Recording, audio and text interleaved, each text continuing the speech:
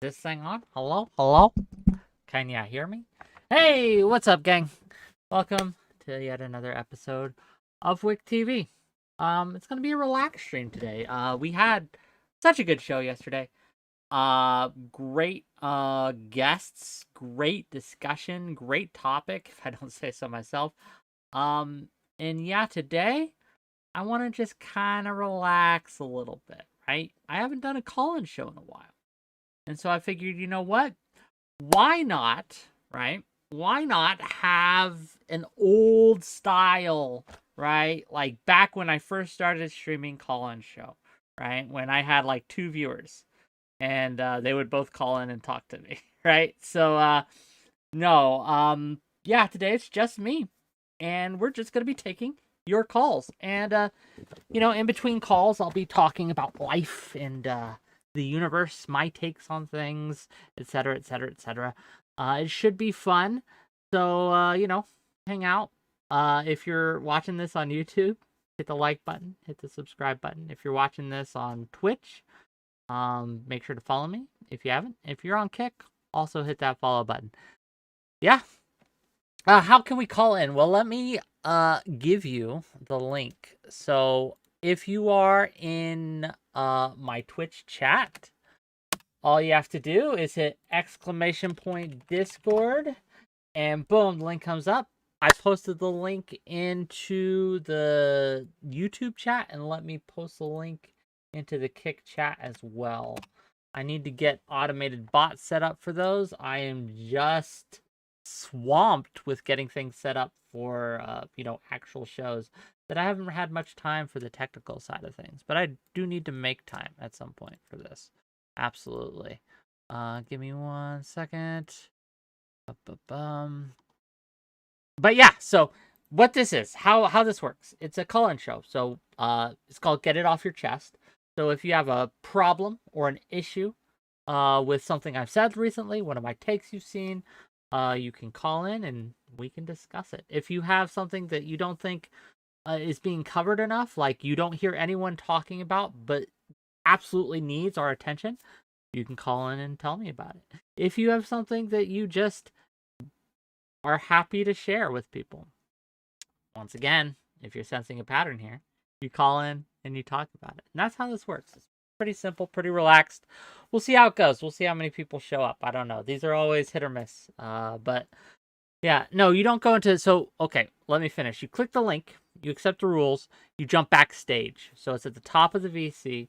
Okay, you go all the way up, right? And you hit backstage and you jump in. And when I'm ready, I'll pull you in. 10 flicks. Can I rule zero this idiot? Rule zero is my rule, not your rule. But you can call in and talk to me about it. Try to convince me to hate this person that you hate. I don't know. It's up to you if you want, right? No, so I know we talked yesterday about the Wagner Rebellion. And I didn't get too large of a chance to kind of give my opinions. So I'll do that now while we wait for callers. I think that it absolutely is the first crack in Putin's regime. I think Putin's regime is not long for this world. I don't think it's going away tomorrow. I don't think it's going away a month from now. But I do think this time, 5 years from now, we'll look back and look to this moment as the start, or one of the beginnings of the collapse of the Putin regime.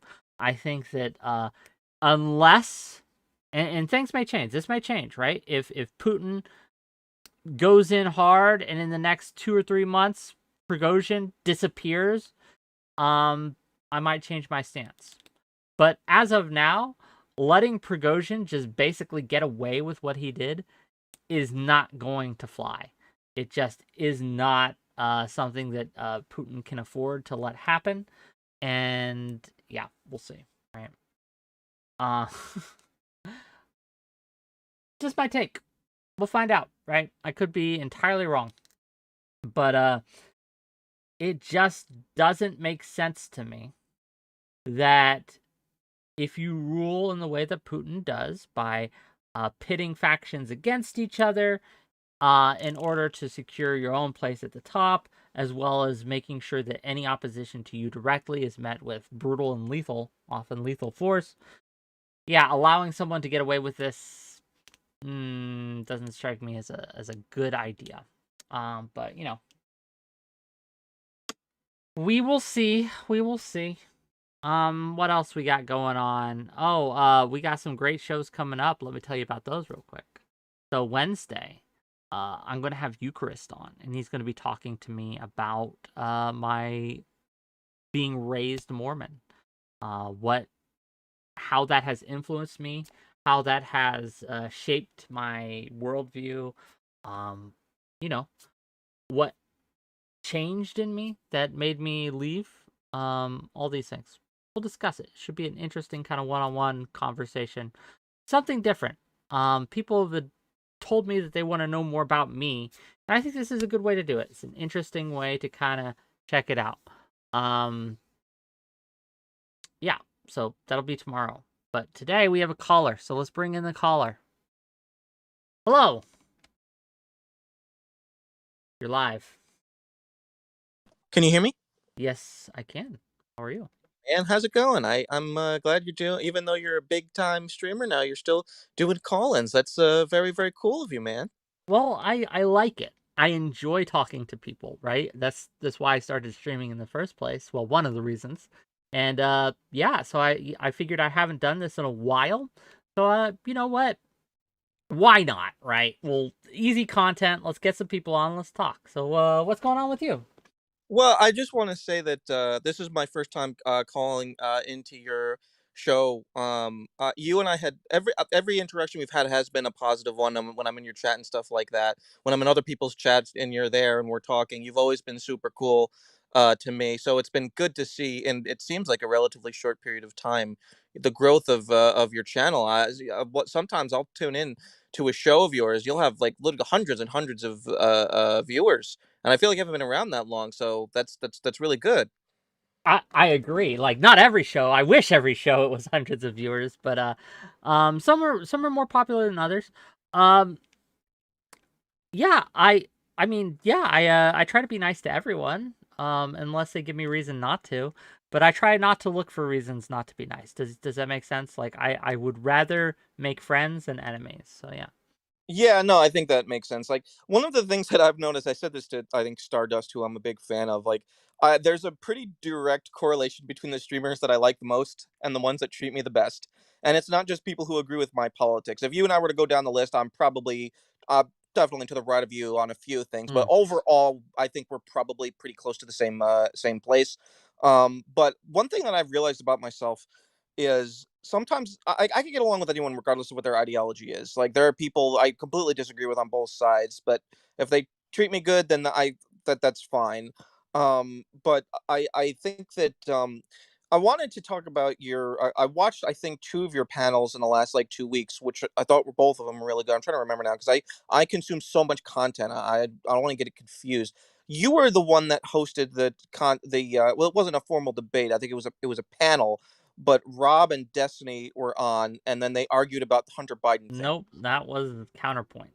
You're thinking about the one with Destiny and Sock Done Left, which I did host, and where they debated on whether or not the Biden should have primary debates. They were back to back, right? So Oh, okay, all mine right. was Friday. Counterpoints was I think it was counterpoints, but I'm pretty sure it's counterpoints. Counterpoints was Saturday, but yeah, same kind of topic. So yeah. Okay, yeah, that was the one. Was Synth on that one? Yes. Oh, okay, okay, I got you're right. I got them confused. I always really, really like watching Destiny and Synth go at it because, like, I have a lot of respect for both of them. I come from Destiny's community. I'm like a pretty proud DGGer, Fair so a enough. lot of people don't love that, obviously. But Synth is, I think, a really good debater. I have a lot of respect for Andrew Wilson. He and I are no, maybe not friends, but certainly friendly. And Hmm. there's a reason why I picked Synth to be his in-house left-wing debater. He's like very good at debate. And when they go at it, they both have like that kind of like snarky attitude. And I don't think they like each other very much. They don't. So yeah, so it was a really good idea on your part to have them both on the same panel because I feel like there always becomes like a tiff between the two of them, and Well, it's very good content, I think. it's when it comes to like how I usually set up panels. I don't. aim for personal animosity. What I aim for is takes that clash with each other. Sometimes it leads to yelling and screaming. Sometimes it doesn't, right? But it is more interesting to me, personally, to have people with very different takes go at it than just personal animosity. And one of the things that I think that is disappointing about this space in general is how much of it devolves into personal animosity all the time. Like, I can argue vociferously with someone, right, for a while, but at the end, like afterwards, I'm like, okay, cool. You want to go play a video game or drink some beer or what have you, right? That old thing. I thought that was a common thing people could do until I got to this space. Then I realized that it's a fucking rare talent. People hold grudges like it's going out of style, and I don't understand it, but it is what it is, right? Well, I understand exactly what you're saying. I mean, as a person who likes Destiny, I get shit from a lot of people because obviously a lot of right wingers don't like him, and radical left people hate him and think that we're all fascists and whatnot. So I don't disagree with you that there's definitely a lot of people that hold grudges and stuff in this space, which is unfortunate. And I feel like a lot of left wing people do it at a much higher rate than right wingers, but right wingers tend to be way, way more brutal and violent to each other with the doxing and the swatting. Just look at what they're doing to RPG gaming right now. Like that guy is going through it really, really, really hard. If he were a left winger, they wouldn't be going to at him as hard. Those guys literally want to destroy each other. But yeah, I love this space, and I think that when I look at people like you when you do your panels and stuff like that, that's I think like really good content because when you get a bunch of people all together who have massive disagreements, either way it seems to be you can have it be like kind of more an intellectual civil, which I think is great content. But I'd be lying if I told you I didn't like it sometimes when develops into personal No, attack. I understand, right? Like, look, it's junk food, right? It's fun in small doses for me, but I don't know. I've never liked reality. So what I've noticed is people who tend to like reality TV really like Twitch poll, really like that kind of content, right? If you're not a fan of reality TV, you probably won't like it. There's a large overlap. It's not 100%, obviously, but there's a large overlap. If you like shows like Big Brother, if you like shows like MTV's Real World, if you remember that show from back in the day, the Twitch poll is kind of your thing, right? So You know what? First of all, I agree with you 100%. And second of all, it's funny that you say that because that's kind of how I describe it to people outside of the sphere. Because obviously, like you kind of almost live two lives if you're into this Twitch, like as you said, Twitch poll, YouTube, and I follow both sides, not just the left. So I watch Kino Casino, all of those types of shows. Like I said, I watch The Crucible, and I'm in tune with all that stuff, the a-logging of Ralph and all that stuff. So like basically how I describe that world to my friends who have know nothing about it, my friends in real life, is I describe it as like reality TV. I describe it as like my version of what your girlfriend or your wife probably likes in Keeping Up with the Kardashians. But I don't actually, ironically, I actually don't care about any of those reality shows. They're not interesting to me. This is way more interesting to me. The interpersonal drama, but just a example to like mm. the whole thing that just happened with Hunter and his wife, like that to me is like good dirt. That to me is like good content. You've got Chud going after Stardust for her coverage of it. You've got RPG going after him for it. You've got other right wingers going after.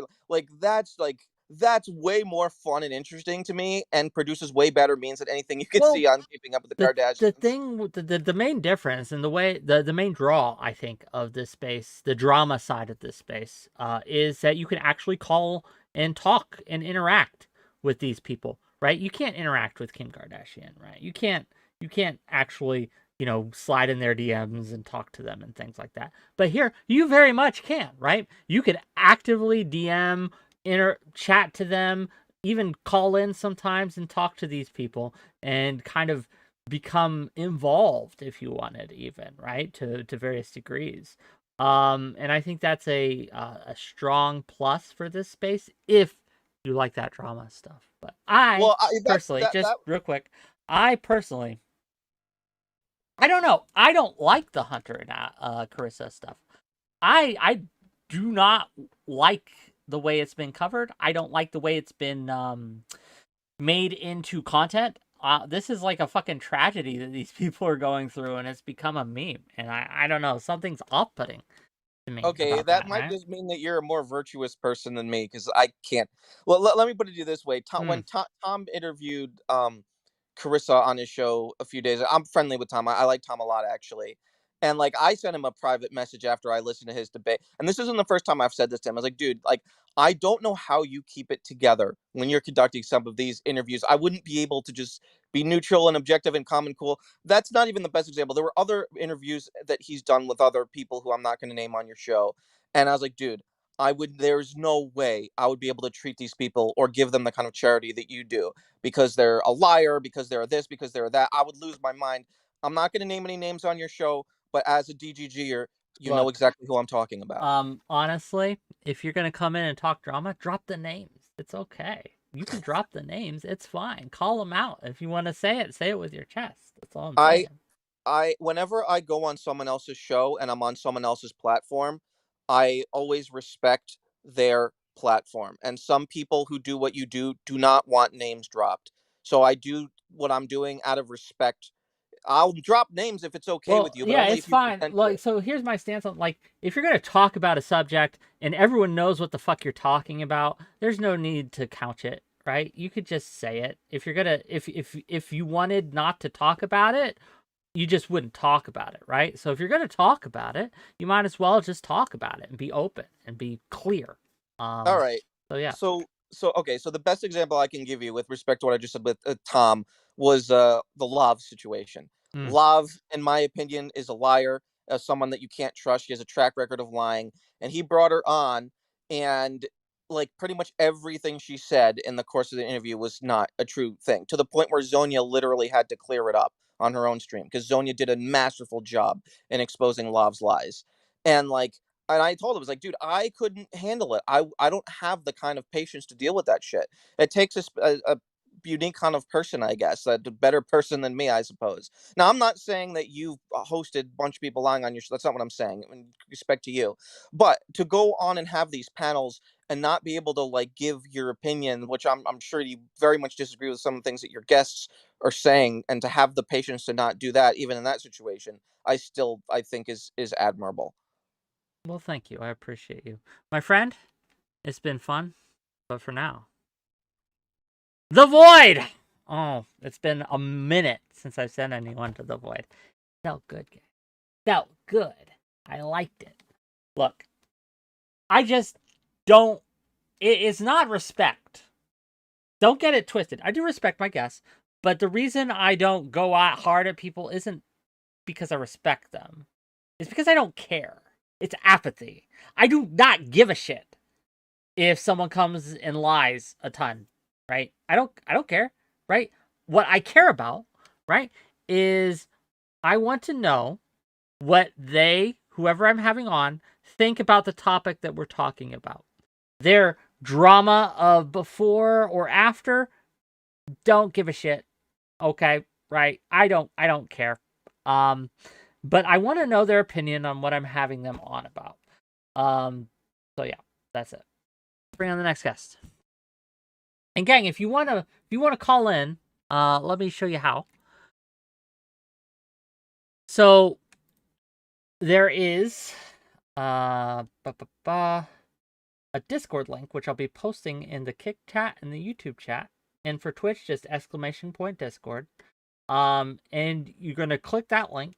You're gonna accept the rules, and you're gonna jump backstage. And when I'm ready, I'll pull you in, and we'll talk to you about whatever you want to talk about. Let me post that link where I need to post it.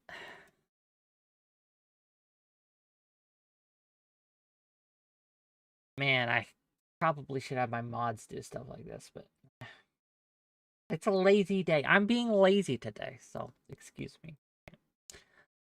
Okay, let's bring in the next caller. Hello. What up? Yo, you got a can for us today? Hold on a minute. Um, got echo going. A little bit. How you doing? What's up? Uh, I'm all right. How are you? It's been a minute. Yeah, it has been. Sorry, I had to cut the hair. Became a corporate hack. Anyway, so I think the Hunter Avalanche. I think it's weird that right wingers are pretending like it's an own when it's purely a consequence of their own ideology and societal prescriptions based on how you should act. Can you elaborate a little bit? How do you Yeah. mean? Yeah. So like, hey, I don't think any person that like isn't like highly like religious or like in that conservative mind state would ever get married even with kids before they're like 25. Like it's a silly thing. You're betting half your shit that you're going to love someone forever. It's stupid. It's there's no reason you should ever get married honestly before like the age How of old are 30. you? I'm 28. 28. So you've been young, right? You know how Yeah. it is. Maybe it was just me. Maybe it was just me growing up. But when I was 16 years old, I was like, oh, I wish I could find the love of my life and just be with them forever. I'm old now and I'm about to be 18 and I feel old with that. I don't think it's a religious thing. I think it's just a kid thing. Kids and young adults, right, who are Wait. like 18, 20 years old, a lot of them think that they're ready and mature for this kind of thing, and this is kind of what society's told you. You fall in love, you start a family. Well, yeah, that is a conservative prescription. Like the idea that you're defaultly supposed to start a I family. don't I don't I don't know if that's conservative. Family is something that Democrats and Republicans, conservatives and liberals, I mean, even leftists, uh, like conservative families, ones. yeah. I just don't think it's an inherent thing you should expect out of somebody. I think we can Fair. all agree that we know a lot of parents that shouldn't be parents. No, that's very true. Yeah. No, I Yeah, don't disagree with the fact that we um like parenting's a job. You mhm. shouldn't inherently expect everyone to be a mechanic. You shouldn't inherently expect everyone to be an insurance agent. You shouldn't inherently expect everyone to be a parent. I And it's just weird yeah. to say it's weird to like set that up as a thing like, oh, you have to be this, and that's mostly a conservative thing. For the have to, yes. Also, thank you, Sansul, for the raid. Hit that follow button. We're doing call-in shows today, gang. So if you want Sansul, if you wanted to call in, just call in with Hey, Whick Sansel, TV. what's up? How you doing? Easy stream today. All Relaxed right, in don't worry. our yeah. But No I articles in here. just disagree that this is only a conservative thing. And I'll tell you why. I think that most people would say, even those more left-leaning, that starting a family is a good thing. Now, you are right that we shouldn't expect it to be done so young. I think it is unwise for people to get married so soon in life, right? But young people do a lot of very unwise things, and we allow them Yeah, to do so. And I think that true. uh, anyone who okay, yeah, Also, well, I just remember being here, 21 and how I thought when I was 21. And again, I yeah, thought, man, those no, look, like I'm kind of a hypocrite here. I almost got married at like 22 to get some yeah. veteran benefits. Anyway, like that was purely what it was for, though.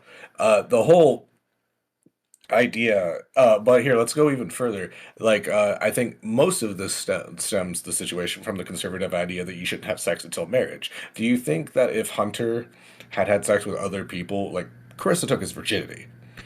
Like, this is the only person I ever had Yeah, I sex with. don't I don't know and I don't want to know the deets of Okay, all you right. know Here, what I let's keep mean? let's keep this more about the ideas rather than the Conceptual, people. please. That's totally. But the conceptually point is like the idea that you should marry the first person you sleep with. Should you drive the first car you test drive? Like, should you eat the first apple you pick at the market? Like, should you that we don't do that for anything. You should figure out who you are as a person, and that means figuring out the sex stuff. And Carissa should have, if I don't know what her background is, but Hunter, if he wasn't grown in a weird conservative echo chamber where you must marry the first person you sleep with, the first person you knock up with, you must marry them, you must be in a house with them, and you must do all these things, all of this stems from his early conservatism. So I just don't understand why right wingers are pretending like this is an own. If anything, it's an indictment of their social prescriptions, not an endorsement of it. Uh I understand what you're saying. I don't necessarily disagree with the fact that right to deny yourself, right? Like this idea of how it was described to me when I was younger. Look, it's like Baskin-Robbins. There are 31 flavors. Make sure you try a scoop from each before Yeah, you settle on your absolutely. purchase, right? Or, you know, Yeah, or I six scoops understand. at once of But chocolate, at the you know. same time, I would be remiss if I say that there isn't value in locking it in.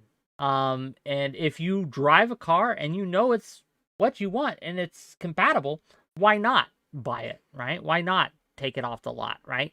I Well, think that what like are you there is comparing it to? What are you comparing it to then? well, I think that like if you find someone, you have great chemistry, you have an enjoyable sex life, you have wonderful like similar goals and values, why not? Why not start a relationship? I think that a lot of times people say, well, I just need to experiment. I I mean, need to try out I'm not things. against relationships or even Yeah. long-term relationships. I was like in a 5-year relationship from the time I was like 18 to 23. Sure.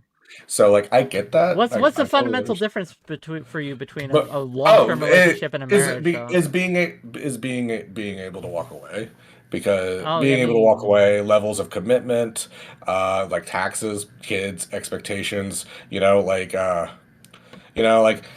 ex, she's married now, but like if I was her husband means more. Like I might have taken her to her first like Arctic Monkeys concert, but he gets to choose whether she lives or dies on a hospital bed. Like it's just completely different.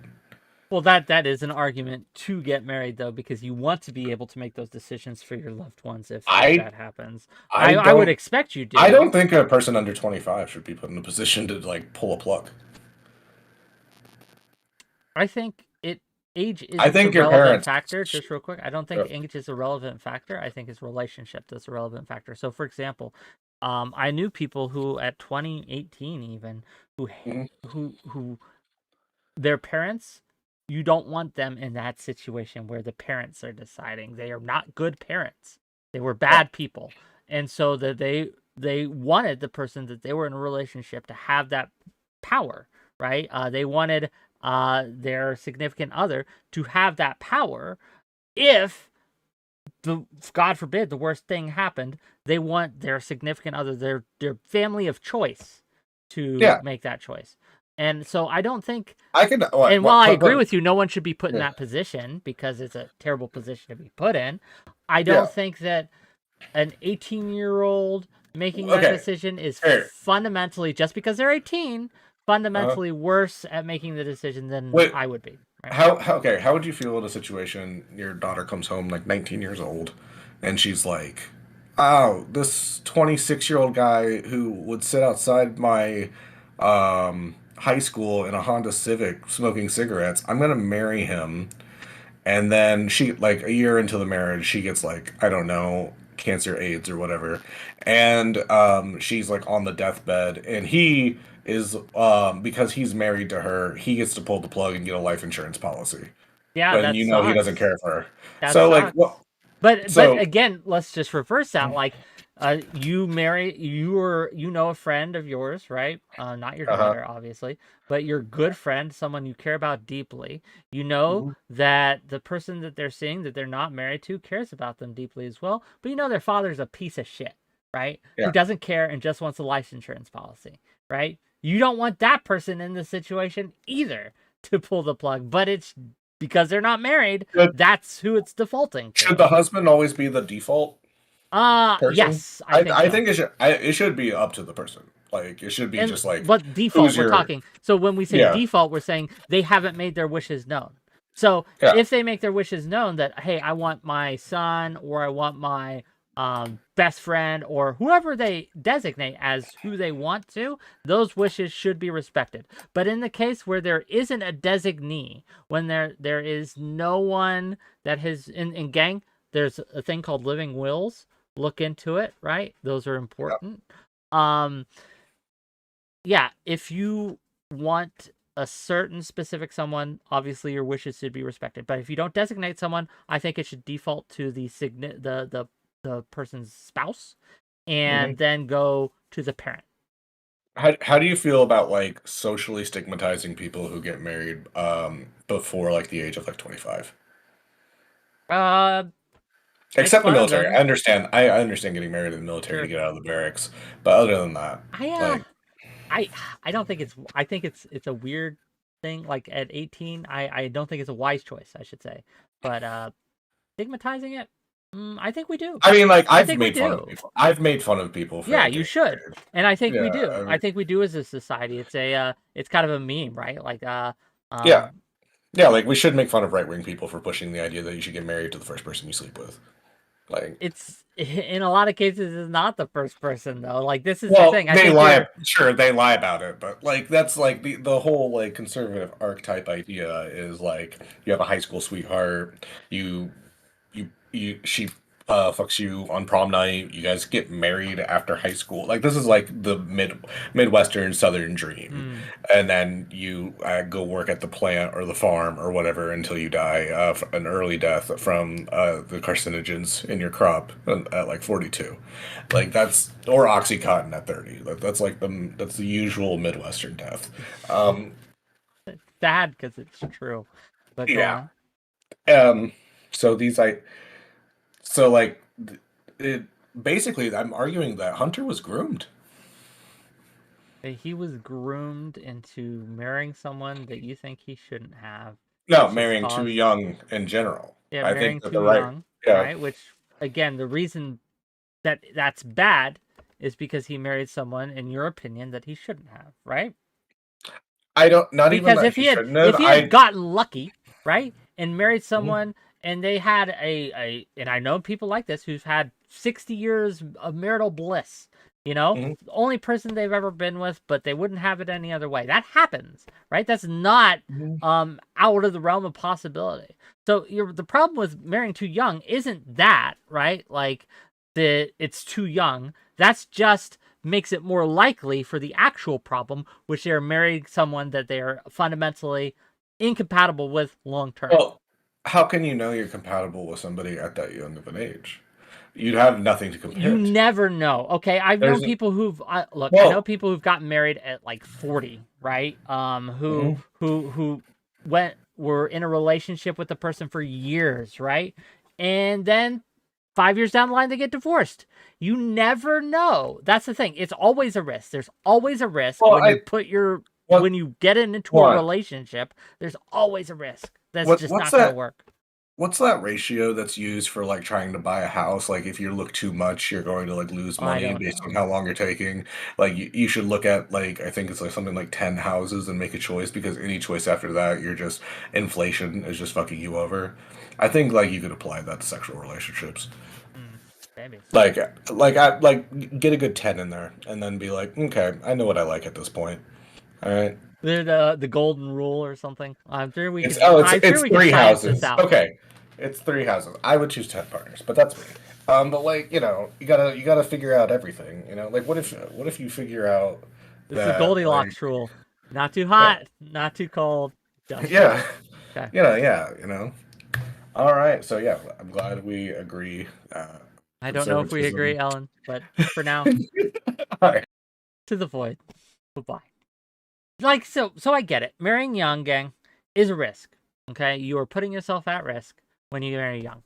But it's also a risk when you get in a long-term relationship at any age, at any point in your time, when you put your life and connect it to someone else's, you are taking a risk. That's why it's scary to a lot of people. That's why a lot of people shy away from relationships. They're commitment avoidant, right? Because it's scary. It's a scary thing to put your life in someone else's hands, so to speak, um, and to put your happiness and well-being into someone else's hands in a lot of ways, right? Because yo, happy wife, happy life, right? Happy spouse, happy mouse. No, I don't know.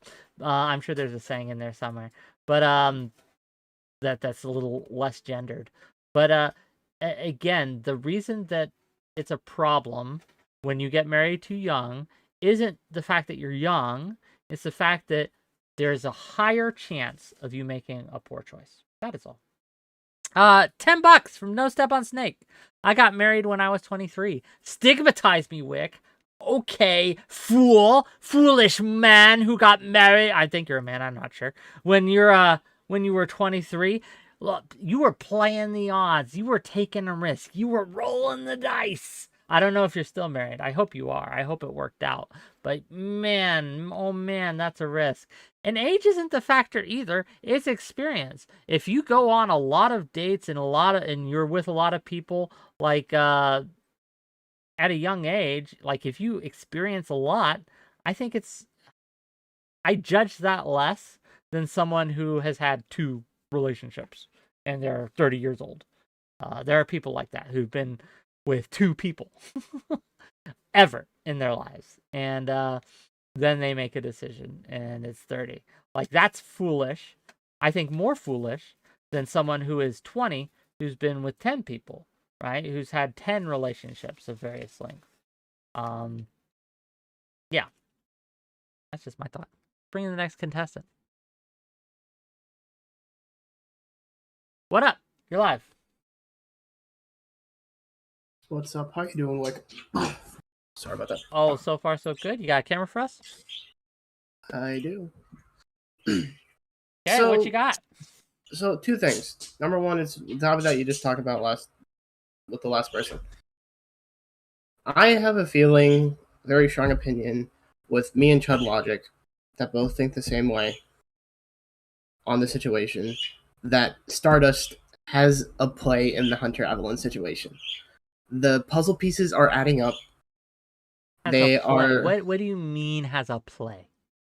She coordinated this with Carissa. Coordinated all of it? Like, are you talking about the leaks and everything? Like, how deep does this rabbit hole go?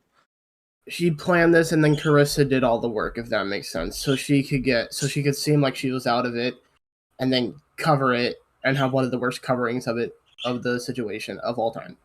So your assertion, your theory, if you will, is that yes. Stardust... I don't know if this is true. Sure, I don't know. It's your theory. Just speculation. Speculations at this point. And I just want to be clear, so I know what we're talking about, is that Stardust contacted Hunter's wife, had Hunter's wife, Carissa, contact this dude, Kingston, start talking to this dude, Kingston, make all these weird kind of sexy things, and then ghost Kingston so Kingston would leak it in order to make content? Pretty much, yes. Bro. I know. Bro. The truth hurts. I know. You think that... Okay, what? I know. I'm looking at your chat right now, and they're livid right now. I know it. I don't... Like, I know. The level of... What? The pre-planning. Have you met Stardust? Have you talked to Stardust? No. Okay. Yeah.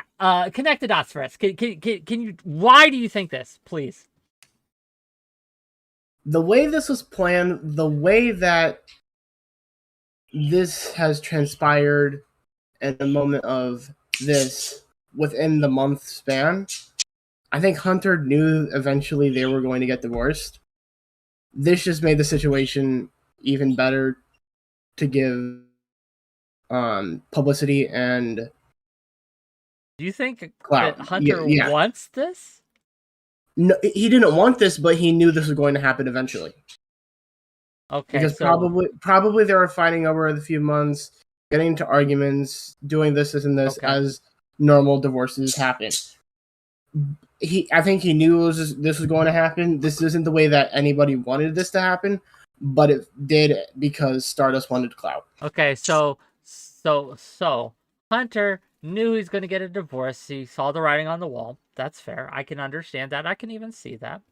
And so, in order to have it happen in a way that would benefit him the most, he decided to let Stardust, right, contact his wife, plan this whole weird kind of leak about all the sex OnlyFans stuff things that they did, and then all the other, like, all the other lurid details that I won't get into.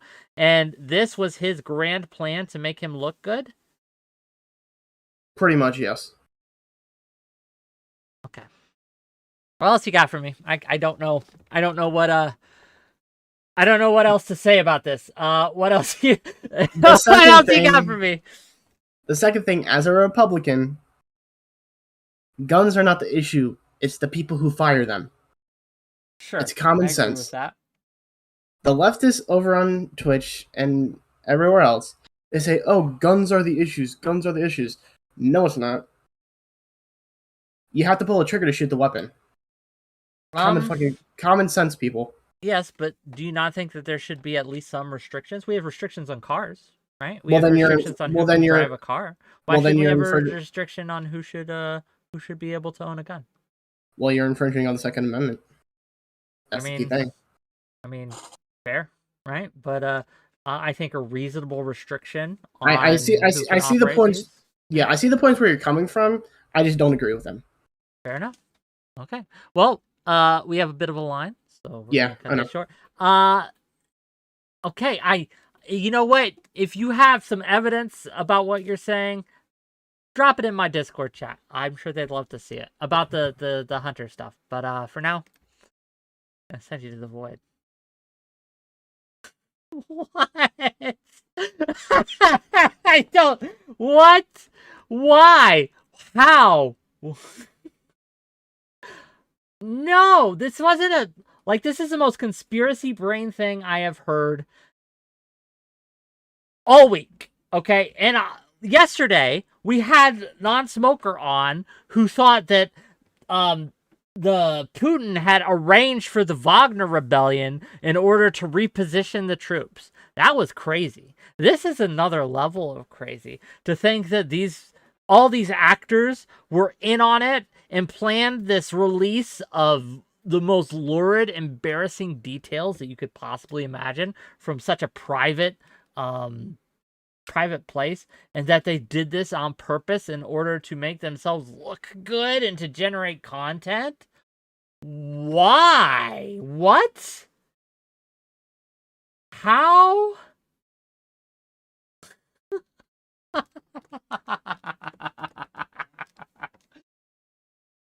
Okay.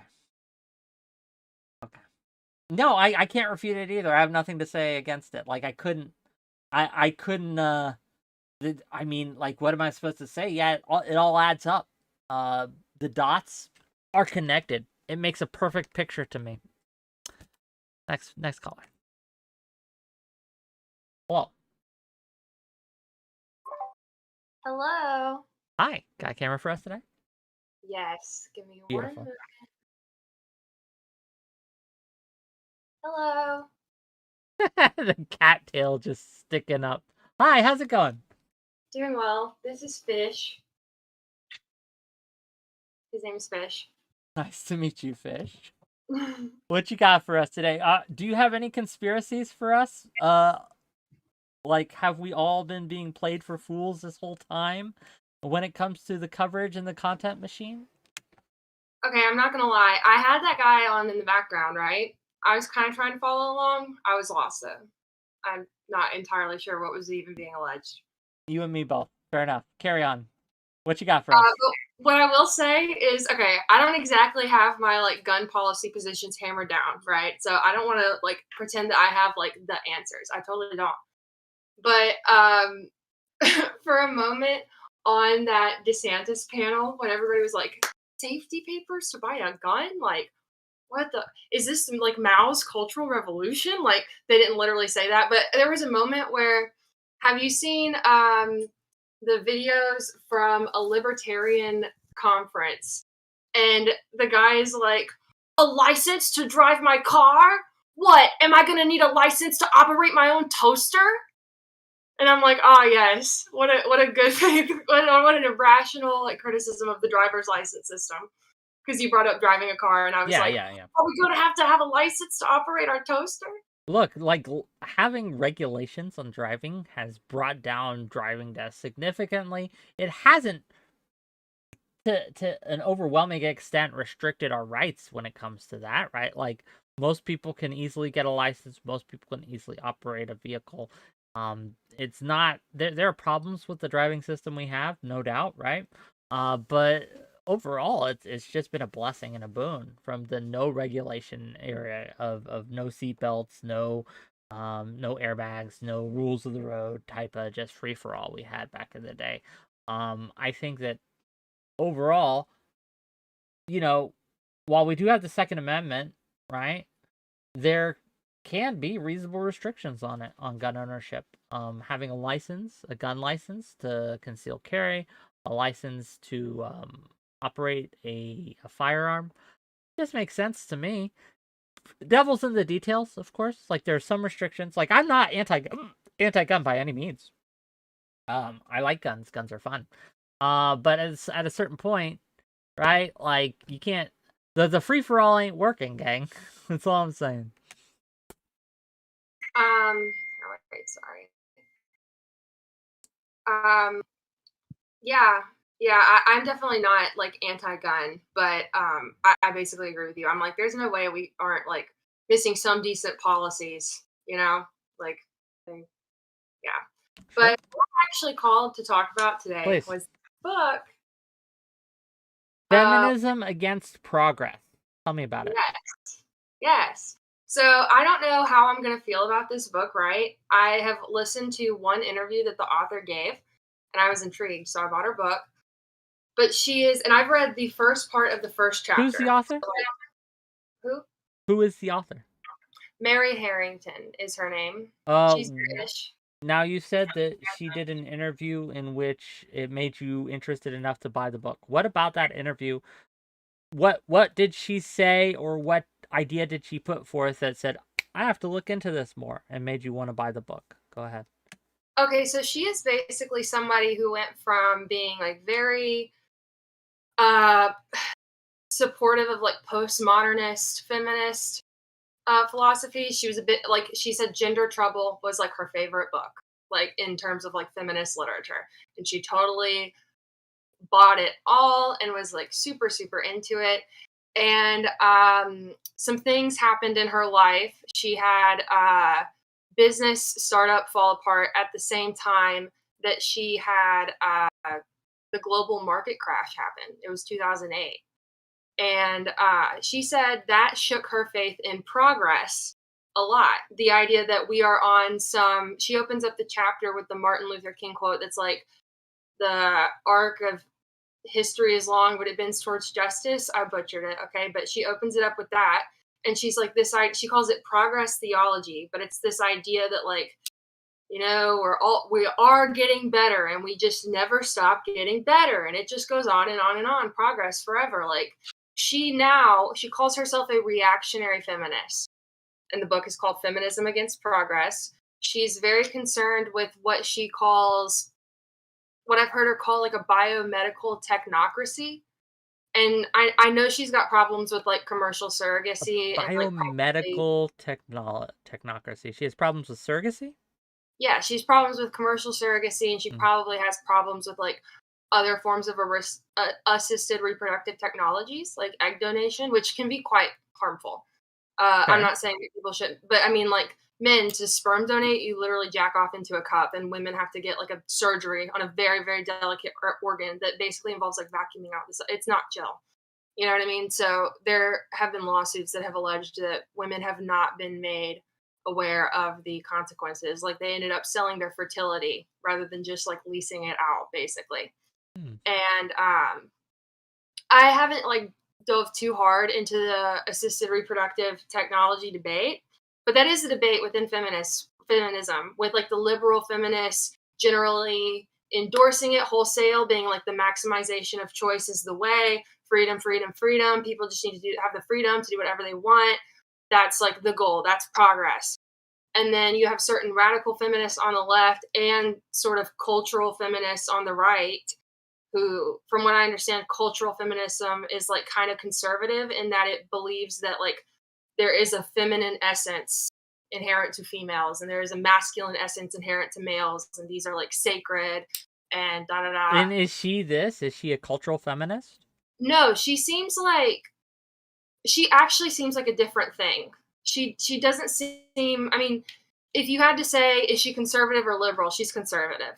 But I wouldn't say she's like, I mean, she's not religious, and she still takes some ideas from postmodernism and like queer theory seriously, just not all of it. Like she used to be quite dogmatic about it, but she maintains that some of the basic stuff that they say about power structures and like whether or not a person can truly be objective, like she still seems to believe in some of that. She's not like Fair.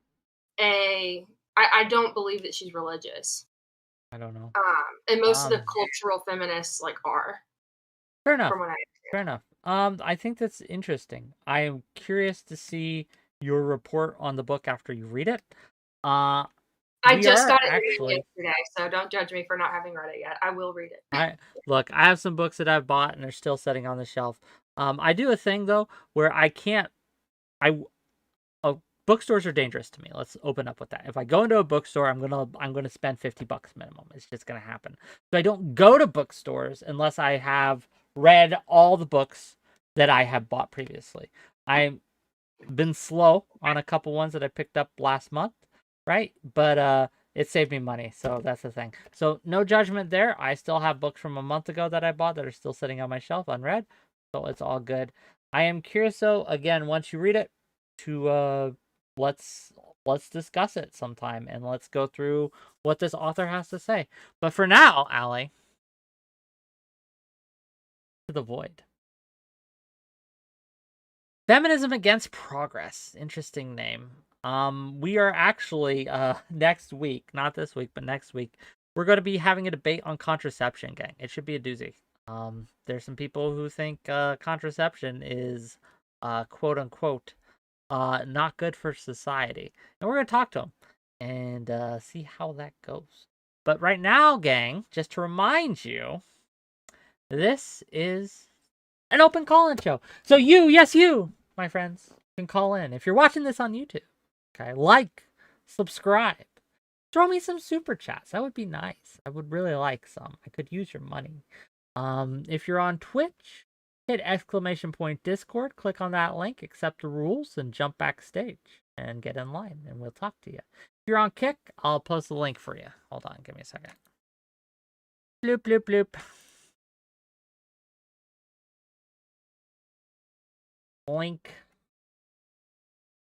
Links. Posting all the links. Sorry about that, gang. Again, it's a relaxed stream today. No panel or anything. We're just having a nice chat with my community. And if you want to talk with me, you very much can. You're welcome to. Join in, jump backstage. Let me pull on the next guest. Hello. Hey, how's it going? So far, so good, but there's still plenty of man. time for things to go wrong. What you got for us today? I wanted to. I watched yesterday's stream, but I was a little late, so I had to keep catching up on YouTube. And by the time I caught up, it was over.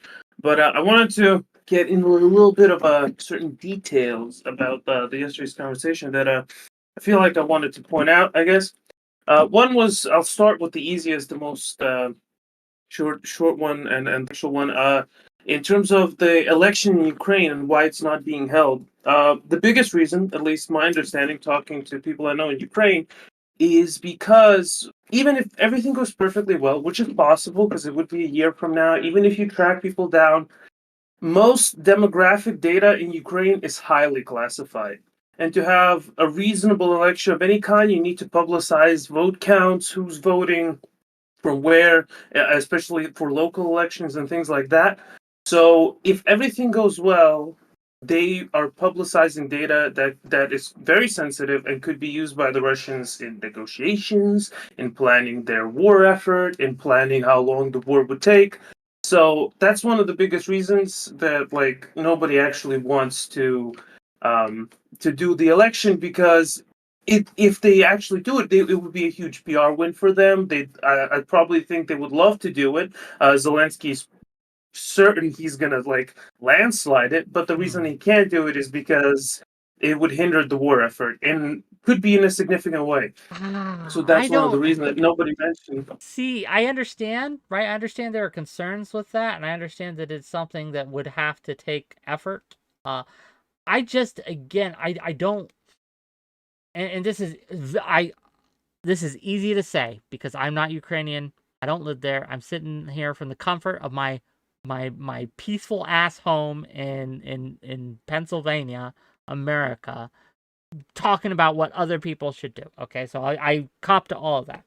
But just because something is difficult and there might be problems with it, and you might have to make some kind of concessions towards privacy and things like that that might make it a little wishy-washy, I think that not holding elections, it's just anti-democratic. And you can argue that that's fine, we're in a war and we need to put those things aside.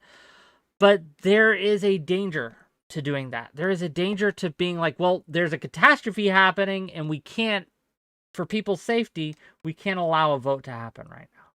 And that, it smacks of, you know what I mean? Yeah, You know what I'm talking I about? understand, and it is institutions is the only thing that stands between us and a lack of democracy. I understand, and you need to uphold those institutions. But the problem in this particular case is that you could be directly aiding the enemy. Like, if you publish the fact that, like, okay, we have this many people voting, well, that means this many people are dead. Showing that, like, this is the fighting force, the manpower we can still draw on. This is the damage they have done. This is how, like, it's not precise, but it helps the Russians, which is one of the reasons you can't even really do population censuses right now in Ukraine. So that's one of the biggest reasons they're like, because again, like, the war kind of supersedes everything. It supersedes a lot of things, and if anything, I bet they would love to do the PR win. But, like, to do an election under these circumstances, they would have to keep the vote counts secret, which then, like, I guess you post percentages, but at that point it looks like such a sham election. They're like, yeah, Zelensky won by 75%. And how many votes exactly? We won't tell you. You know, that's it just reeks of, like, a sham election could be as bad as no election, and the appearance of a sham election could be as bad as no election. It could. But again, I have faith that if this was a priority for them, and I know it's not, and I understand why it's not, but if it was a priority for them, they could get it done. I have full faith and absolutely, confidence they in could get it done. Zelensky They have a to very get it good done. governmental ID system. They have, I mean, they're working with the allies in Europe. Most of refugees are in Europe or in Western countries who could probably do it, but again, you're kind of hindering. But that's not the main point. The main point I wanted to talk about is, I think a few weeks back, I went on here and I said, we should let Ukraine attack Russia directly. And I think I specifically mentioned the city Voronezh, which was taken over by Wagner. And I just wanted to say, like, it was really fun watching Wagner driving towards Moscow. How fun would it have been to see Ukrainians driving towards Moscow? I know it's a little bit of like a pipe dream. It would have probably been more difficult. The Russians would have been far more eager to defend. But could you imagine the fear Putin giving the speech to, like, Leopard tanks and Bradleys rolling down the M4 straight towards the Red Square? Could you imagine? How, the whisper of a dream. Everyone says this war will end in negotiations. There won't be a capture of the Red Square. Won't there? Could there be? Could you imagine? I just wanted to whisper Russia that. needs to be beaten. Like, there's a lot of talk, right, about we should stay out of it. This isn't our fight, etc., etc. I disagree. I am, at heart, right, someone who is very pro-liberalism, pro-liberty. And Ukraine ain't perfect by any means.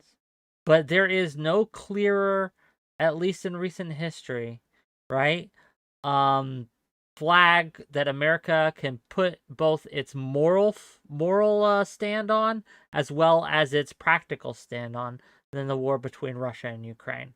The marriage of practicality and pragmatism as well as morality just tie together so perfectly when it comes to this issue.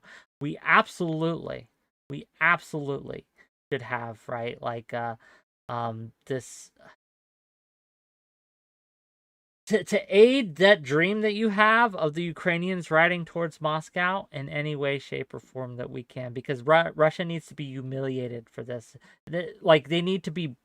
They won't come to the negotiation table. We need to bring them to the negotiation table so the negotiation can begin with Ukraine gets everything back, including Crimea. Everything. And reparations. Well, we start with getting the land back. Oh, we start with reparations, then we negotiate a little bit down, but we start with it all. I know what you're saying. I don't Yeah. disagree. Fair enough. We won't argue about this. Okay, but yeah, I absolutely agree with you.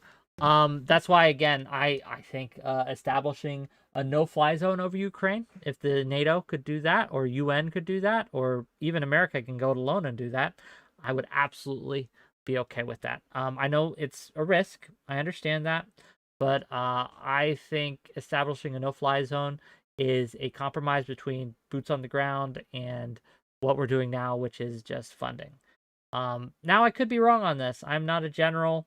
I am not an expert in military tactical matters. But I want to do more to help Ukraine. And that's what I can think of. So. That's kind of the point, is that I think my original was like, if we just help Ukraine a little bit more, look at how weak Russia truly is. I mean, it's just been an exposition. You had soldiers running away, and today Putin's hanging medals on them when they ran away. You know, the real people who were defending Moscow were like maintenance workers with tractors digging in holes and driving up trucks. There were no soldiers fighting against Wagner. And now they're like trying to rewrite history. Like, we didn't watch it like live as it was happening. So yeah, I mean, like, this is, not only is Russia not a stabilizing factor, not only is Russia not not like a power worth of respect, it is a mess. It is an agent of chaos. We need to remove it from capability to spread that chaos elsewhere. And I feel like it is in our power to do it. So that's what I wanted to say. And you know, God bless the United States of America. Thanks. And will we be seeing you Friday to defend American hegemony on my show? So we'll see you then. Well, buddy. like, it's come down to that. Cheers, guys. To the void with you. To the void.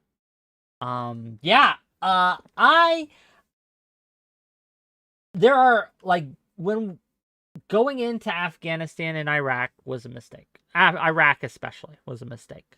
But not all wars, not all actions outside of our country are mistakes. Intervention in Korea during the Korean War, that was a needful thing, right? That was something that we should have done. In fact, we should get involved a little more on the world stage. I know we're adverse as a people. I know this is my most hawkish take, okay?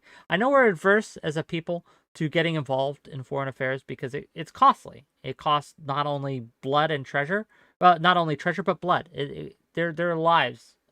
But there's also a cost of doing nothing. This is what we forget. That to do nothing, to sit and watch these things happen, there is a cost to that as well. Also blood, also treasure. The calculus comes in, which is the most harm reduction as well as moral thing to do.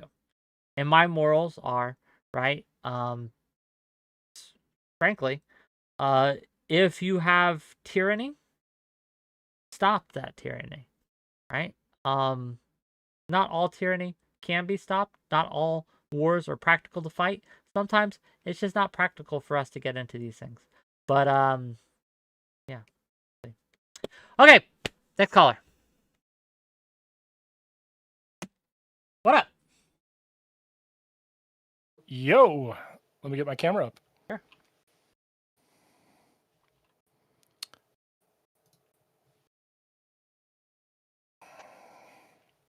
Hey, what's going on, my fellow bearded brother? I have an opinion on your take on getting married early. Okay. I got married around 20, and that marriage lasted 23 years. Lasted? All right. Is it still going on, or we'll talk about that someday. Oh, okay, fair enough. But I as a person with this kind of experience, I want to say that we should normalize early marriage. We should also normalize prenuptials all the time, like every single marriage. I am not against more like normalizing prenuptials. I think that's probably a wise decision, right?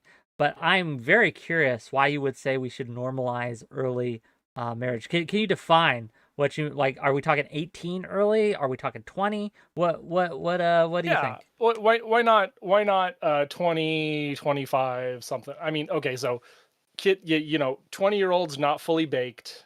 We'll put that out there. You got a little bit of prefrontal cortex development still needs to happen, but relationship is a part of growing up. And so I'm not totally against it, but you really need like right now, marriage counseling might be the bare minimum that like most people who marry you will be like, okay, well, we're going to have a conversation about X, Y, and Z before I'm going to marry you. And that's good, but it might not be sufficient in today's day and age, or in the future, let's say. There's a lot of threads we can go down and pull on here, and I want to really talk about. Again, I wasn't planning to talk about marrying young at all. Someone brought this to me. But I want to talk about some of the dangers of it that I see, because you seem to have the take that we should normalize it. I want to argue against that a little bit. So one of the problems of that is that with marriage usually comes children. And I mean, not all the time, obviously. I mean, it can. It can. You could get married and then wait 15 years to have a child. You could, but that's not generally how people do it, right? Generally, what happens is you get married, and then 2 years, 3 years later, the kid's on the way. If that, like some people get married while the kid is still on the way, right? Like that absolutely happens. Interesting. I think that this is just anecdotal observation. I don't have a study on this, right? But this is just what I've observed when people get married, that they usually have a kid shortly thereafter. Now, getting a divorce and getting separated, it does hurt children. Like children's lives are changed by this. Now, sometimes staying with the partner is doing more harm, and yeah, that's another thing. But I think that again, the risks of divorce from early marriage are just so high that we probably want to wait until they're a little older. It's less risky. Still risky, but less. Is it a successful relationship if it ends in the death of your partner? I mean, everyone dies eventually. Right. I mean, so you can't stop it. This is basically a fantasy that you're going to be with the same person for the rest of your life. I mean, you said it yourself. It's childish. It is, but it is something to aspire to. I think it's childish, but it's also aspirational at the same time. I think there is, maybe I'm a romantic. Maybe this is the you're conservative. That's what I think right now. You're aspiring to be with the same person for the rest of your life. Why not? And that's the way it ought to be, but it's not realistic. And it does more harm to everyone involved to assume that's the way it's going to be. Okay, look, we would never use this for other things. Like we know that getting rid of all racism is unrealistic. You're never going to do it. But that doesn't mean we shouldn't aspire to do so, right? We shouldn't try to work towards a goal of one day getting that done. I think when it comes to people and being in a relationship, I don't enter into a relationship with someone that I expect to end. If I get into a relationship with someone, I work towards it lasting. I understand that it usually won't, right? I understand that, but I work towards as if it will. Does that make sense? Right. And here we're talking, I mean, we're oddly talking about similar ideas. We're talking about the inner state of your being when we talk about racism and a happy long-term marriage. If you want to get married and you're so committed to the idea of marriage that you will die inside. We all make sacrifices and we all should make sacrifices for our partner. Sure. It can reach a limit where you are going to compromise your values. It can. Now, should it? No. Like ideally, But there, in any long-term relationship, right? There are things that you are just going to have to compromise. It's just straight up. You are living with another person who is not you. And so there are things that you're either going to have to do that you do not want to do, or to give up doing that you don't want to give up doing, because you recognize that you are with someone that, for whatever reason, that either action or lack of action is going to not allow you to be with that person anymore. Now, this does not mean that it should be one-sided, and I think this is where it gets into a problem. If one person is making all the sacrifices and the other person is not, that's not going to work out, right? This is where prenuptial really comes into play, is that you, and it's not like, like negotiating, okay, well, you're going to stop flirting with that boy from high school and you're going to give up porn and yada yada yada. It's about the meat and potatoes of that long-term relationship. It's about, when we have children, what is our duty to support and ensure their success? What is our duty to establish a sane home life? What is our duty to one another, and how much we're going to spend, like what percentage of our income we're going to spend on, garbage vacations or something like that. And so this is like, these are the things that you really need to iron out whenever you're in a relationship over, let's say, 5 years. And so maybe you don't need to worry about it for the first 5 years, but after that, come on, you got to put something in writing, because depending on the state you live in, prenup. No, I'm with you on the prenups, because it's long-term planning, right? You expect it to last, but just in case it doesn't, you have these fail-safes in place, and that's long-term planning, and I'm all for that. So I'm with you there. Like, prenups should be had by all parties involved, right? That get into relationships and things like that. Does that solve most of the problems you have with marrying young? No. It solves one of the major ones, but the problem I have with marrying young is, again, with the children, right? Like, if you don't have kids, that solves most of my problems with married young. But most people who get married young have kids young, and this is a problem for many reasons. I think that while some young people make very good parents, most do not. Right? I think that parenting is something that older people should do. Older, wiser, cooler heads should prevail in this. Not always, right? Obviously, we're talking generalities. We can all point to people who are like 60 who are hot-headed weirdos you'd never want parenting anyone, right? But I think in general, 30 to 40-year-olds make better decisions when it comes to parenting than a 20-year-old would. Granted, yeah. All right, that was an easy one. Okay. Anything else you got for us?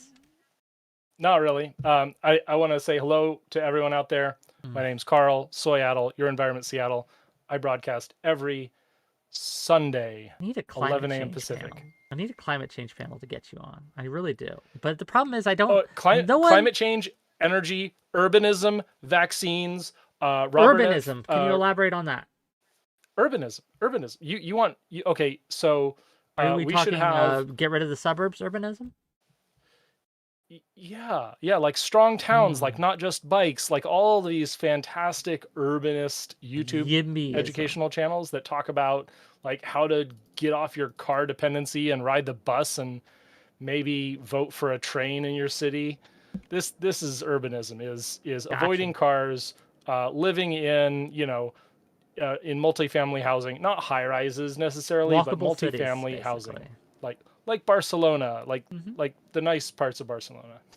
Sure, I'm sure that the reason I picked out urbanism is I think I could get people to fight you on that more than the other things. Yes, we'll figure it out. There's all sorts of rad anti-bike lane and anti-multifamily housing people out there, and I will fight them all. Okay, I will bring them to you. But for now, the void. The void is where you go. Into the void, gang. No, walkable cities. I like the concept.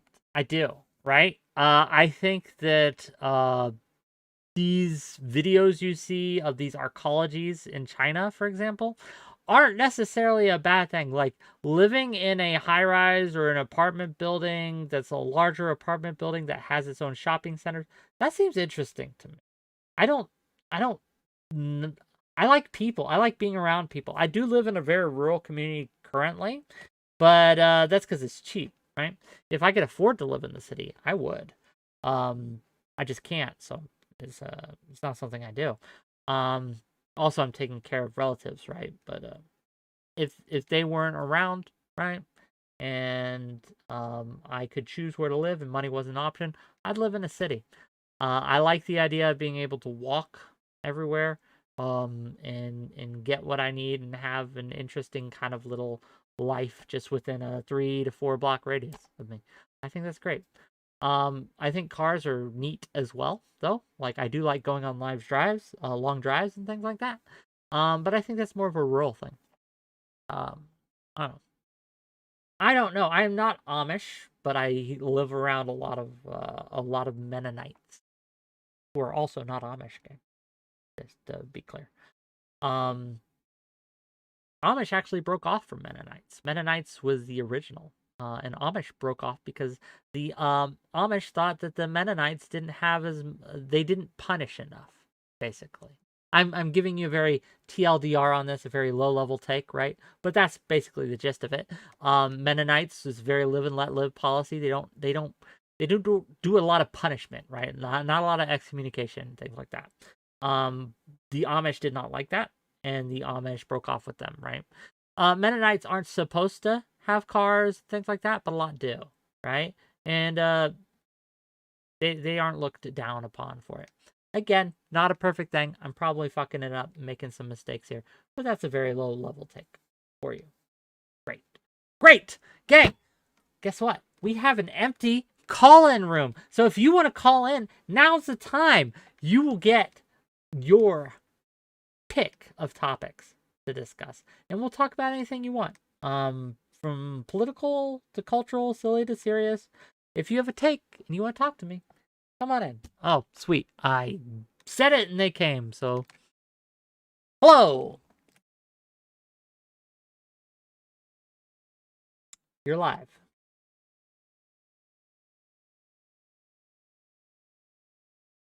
Can't hear you if you're talking.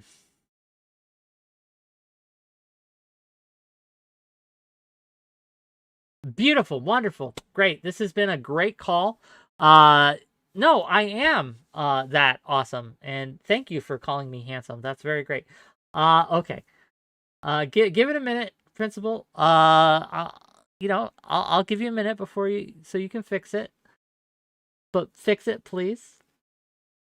Otherwise, you are going to the void, and we're going to bring in someone else. Oh, there we go. We have an audible connection. Do you have a video for us today? I do not. Sorry, I'm working on that. I will enough. get you a proper VTuber so that you've got something better to look at. Okay, what you got for me? And I apologize for the loose mic cord. No, I've been looking at the counterman decision that came out of the Supreme Court today because I saw some hot Twitter takes about this one, and what can I say? This is only the second time I've called in, and in both cases, I'm thinking to myself, did you read the decision? So are you up to speed on counterman? Is this the one about free speech? Yes. Yes, about where it was in Georgia, I believe? No, Colorado. Colorado. Hold on. One moment. Okay, yes, Colorado's objective standard, where they held that true threat convictions require proof that the defendant consciously disregarded a substantial risk that their speech would place another in fear of serious physical harm. That's the decision, correct? Am I thinking the right one? You've got the right case. You read that off a little quickly for me in terms of. So basically, what they did was they refused to set they set a higher bar than Colorado's current law that has Colorado required a certain. No, they set a lower bar. That's what I'm people. Reading here. That's what people were upset about. That this remanded it back to the Colorado court. Most of the people I've seen complaining about it don't seem to know that it was remanded back to the court. They seem to think that this was just his conviction being vacated, but it was a vacate and remand. It was a remand. Okay. And I'm telling you, Interesting. if you read the majority decision, it sounds like they're basically saying, yeah, you're going to get convicted again. You're just going to get convicted on the right grounds as opposed to the grounds you were convicted on the first time. So, as I understand and I'm reading this is from Attorney J. Diaz from fire.org. Okay, so this is where I'm getting this information from. So, if it's incorrect, it is incorrect. I've got the decision open in front of me is where I'm pulling mine from. Please, yeah. So again, the court, as I understand it, rejected Colorado's objective standard, holding that true threat convictions require proof that the defendant consciously disregarded a substantial risk that their speech would place another in fear of serious harm. Is that wrong? So the Colorado that's ruling, a victory in my book. The original Colorado ruling was that you did not need to demonstrate that somebody knew what they were saying would be threatening. That essentially, because this is like the most terminally online case I've ever seen, because if you read through the actual text messages that this guy was sending, it's that classic fucking approach of not actually saying I want to kill you or someone should kill you. It's saying things like you're a bad person and die. Right? Like it's that really, really weaselly, stupid, like gray line kind of crap that he's pulling here, where any normal person is going to say you should have known that you would get the kind of reaction you did, right? And that was the standard that the Colorado court used, was any normal person would say that you should have known better. The Supreme Court said you can't use that as a standard because that's an objective standard, and the objective standard is essentially failing to take into account any other kind of context that might apply. They didn't use this in the case, but I from my own personal, I'll throw out there, maybe somebody has like Tourette's syndrome, right? So an objective person would say, well, the words that came out of your mouth sounded threatening, but in context you would go, right, but it's a verbal tic. They didn't mean anything by it. Sure, but the context. So again, the reason why I was against the standard that Colorado was using, the Colorado court was using, is it, like I said, it's dangerous. I think that having as high a bar as possible for what constitutes threatening language is a good thing to protect free speech. I'm not familiar with the details of this particular case. I haven't read through the text message, for example, right? But I do think that the court was right in this case to remand it back and say you can't use this standard. Use something else to convict this guy. I don't think you're gonna like the standard that they actually approved, though. What did they approve? So the standard was that if you're being reckless, that's all that the state needs to prove. Oh, that's not good. I don't like that. You're right. I don't like that. Oh no.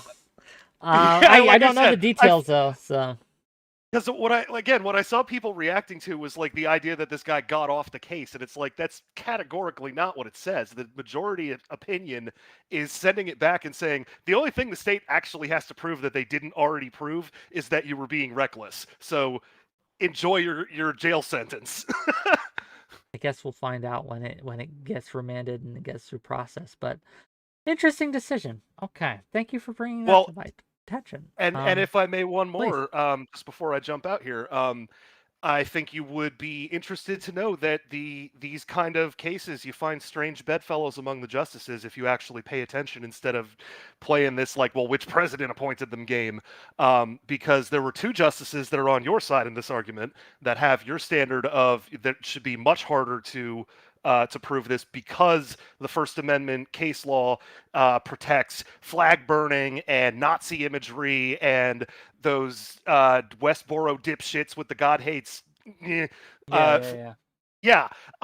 There's all that is protected. So it was Sotomayor and Gorsuch were the only two justices saying you should have a much stiffer Well, good standard. on them. Like, I think that, like, okay, I'm gonna rant at you a little bit before I let you go, right? So you can't escape me. Oh, please I do. think that free speech is under attack in this country, and from all sides in a way it hasn't been in a long, long time. With social media has been like the catalyst of people being able to see all this in quote unquote hateful rhetoric and hateful opinions. Now, who is doing the hateful rhetoric will depend on who you ask, right?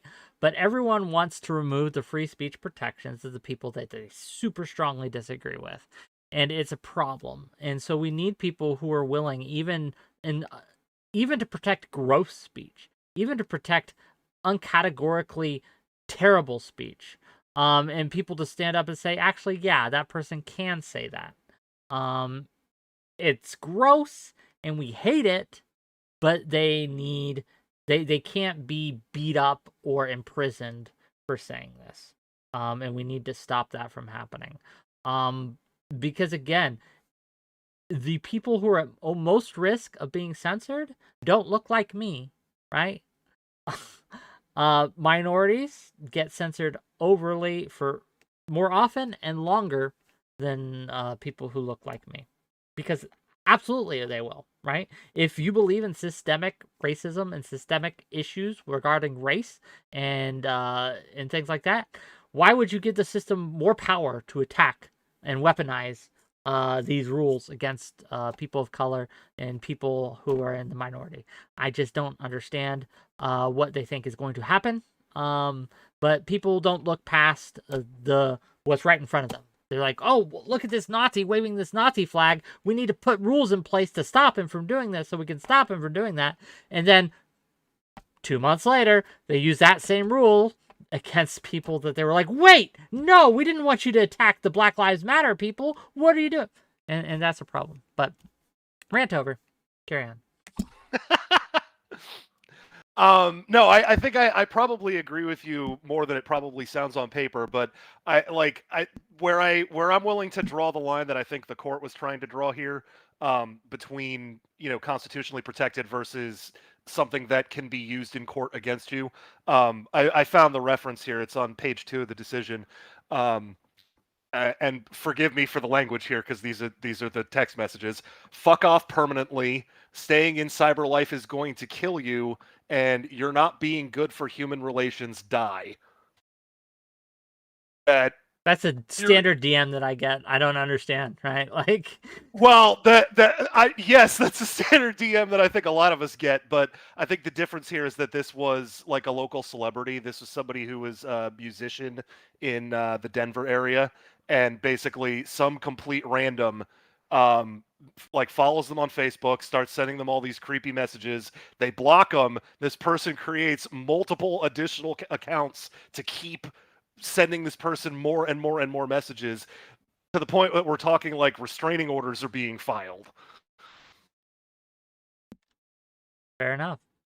Like, because I'm sure you get those kind of messages, but do you get like the same one person sending you that stuff? I got reply guys, okay, that will follow me around and reply to everything I do about how I'm a bad person and I'm immoral. That happens. I haven't had a death threat reply guy, except for one person who said I rape babies and would message me for a while. But then, you know what I did to stop that?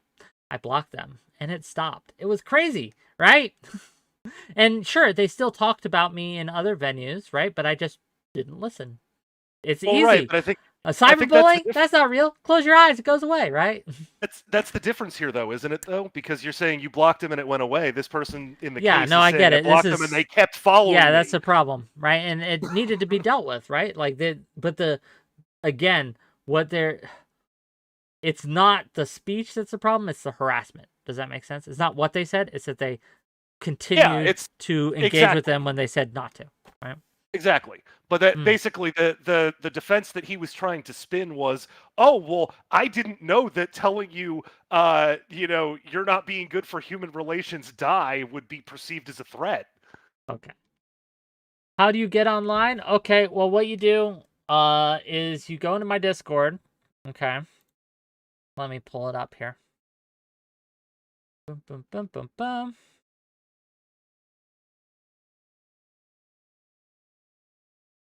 You click that link, ladies and gentlemen. Okay, you accept the rules. And then you jump backstage. It's at the top of the screen. And then you can come on. It'll be fun. It'll be great. We'll talk.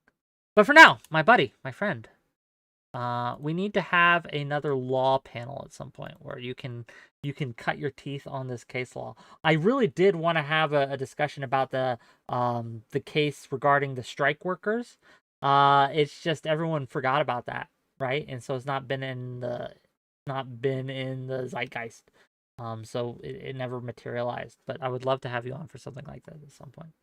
Anything else before I let you go? No, I'm happy. Send me off to the void, sir. I hate it when they like it. I want them not to want to go to the void. Otherwise, it doesn't hit the same, gang. To the void. But you know what? It's what it is. But yeah, third rail with Omar. If you want to come talk to me, line's open, right? Join backstage and we'll pull you in. And we will talk. I put the link in the chat. And you can come and we can talk about whatever it is you want to talk about. It's call-in day, gang. So it's open to callers. The big and the small, the great and the terrible. Let's pull in the next guest. Hello. Hey, how's it going? Oh, better now that you're here. You got a camera for us? Wow. Yes, I do. I hope you don't mind that I'm outside though. I do not care. Okay. Wait, how do I do this? You click the video button. Oh, there he goes. Discord does this thing sometimes. That's not how I do this. Yeah, well, it's a bug with Discord. That sometimes when you try to turn on your camera, it kicks you out of the room. Let's find out. Try again. Oh. I am being bugged. It looks like you are. You're on a cell phone, correct? No. I'm just outside. Well, I don't know why if you're not on. Usually it's when someone's on a cell phone that this happens. Yeah, give it another try. Oh, okay. I think I figured it out. Okay. I'm just dumb.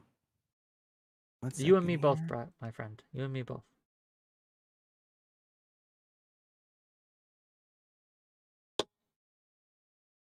Oh, gang. Also, while we're waiting for him to fix his stuff, gang, I need your money.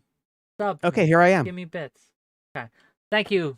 Thank you for the donations. If you're gonna give me donations, that would be great. Okay, welcome back. Hi, and you are outside with your lovely pug. Yes, my pug. Your wizard pug. Does your wizard pug have a name? No. That's his name. No. No, he just doesn't have a name. He just appeared one day and just tells me what to do. Anyway, how's it going, Whick? How you doing? So Whick. Before we get started on what I want to talk about, the in Minecraft defense doesn't work anymore, right? I guess some people have tried it, but they've been arrested. I don't know if they've been convicted, but they have been arrested. That's what I understand now too. So after this whole policing of social media, I guess harassment like that, I guess doing in video game or Robloxing won't work anymore. I mean, so I wonder what the new meta is going to be. Go. So my personal favorite is to tell people to go get Canadian healthcare. If I want to tell them, because it's, I mean, on its face, right? Yeah. You have to read into it a lot to get what you're saying. But yeah, telling people to go seek out Canadian healthcare is how I do it. So you're going full Mountie. Yes, exactly.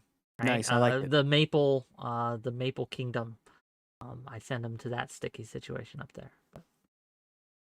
So I guess the only real topic I wanted to talk about was I know that Hunter, Avalone, and Clarissa is being talked about a lot recently, and I feel really bad about this whole situation for Hunter. I mean, that's just a horrible situation altogether. I mean, even to be broadcasted online, even the whole thing to me is it's like a nightmare, right? This idea that 100%. all it's your like personal shit is going to just come out in the worst way possible.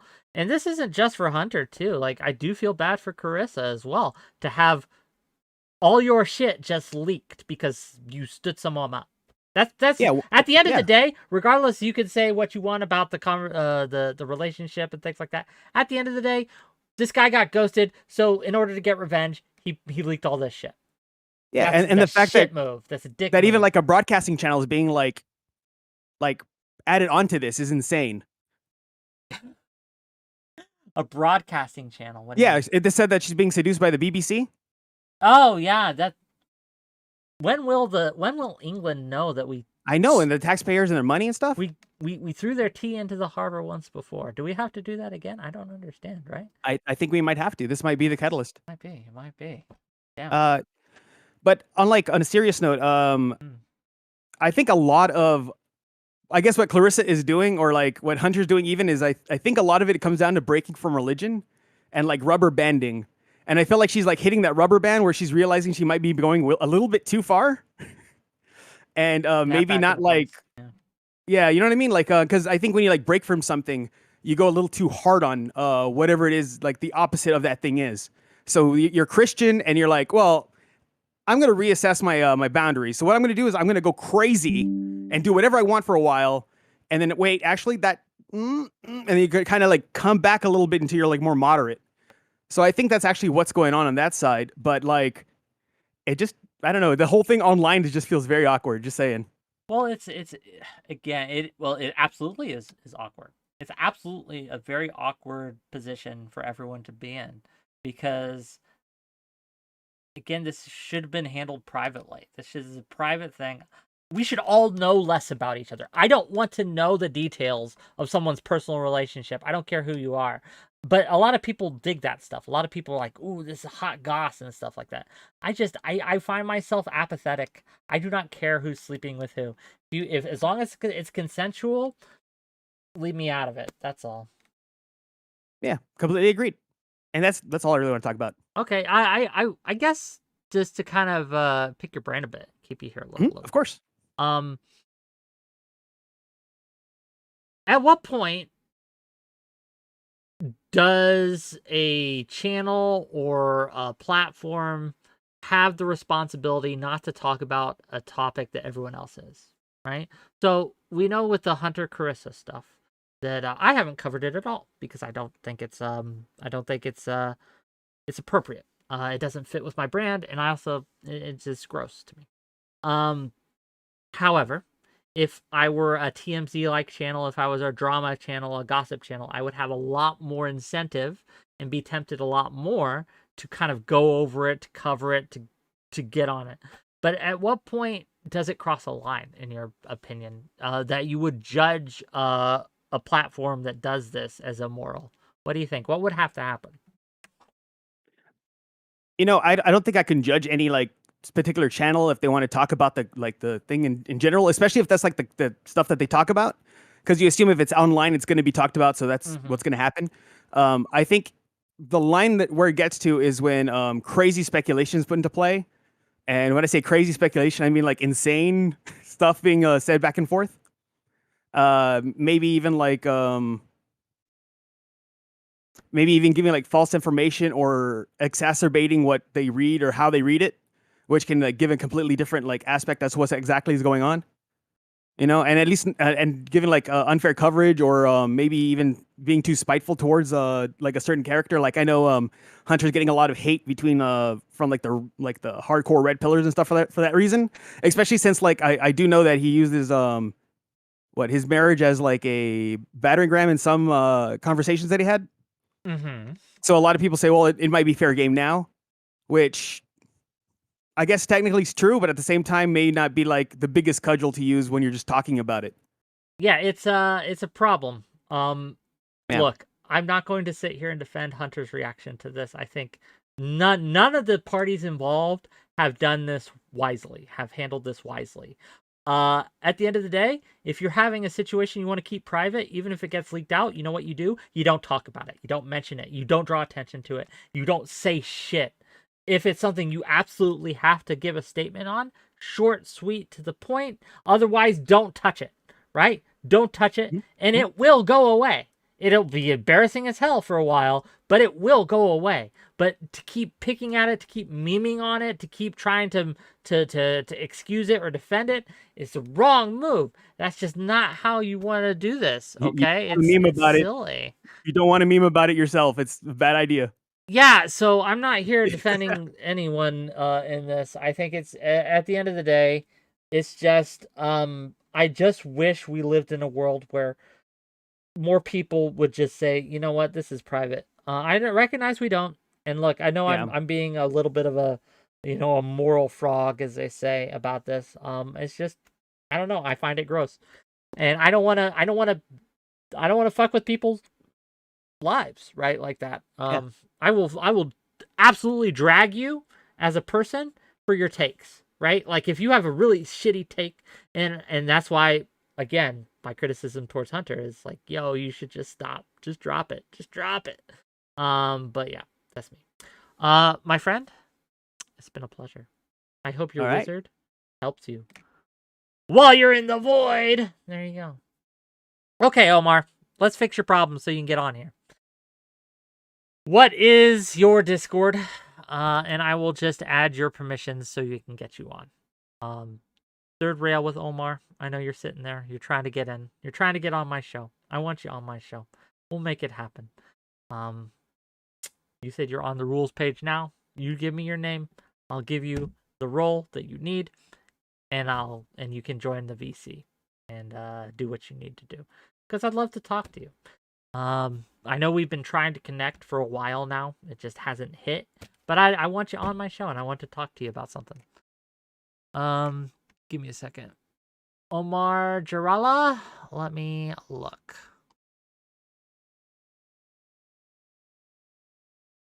Okay, I am going to give some permissions here. Boom, boom, boom.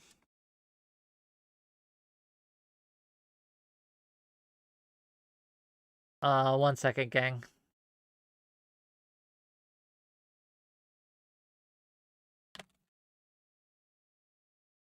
Yeah, I see you.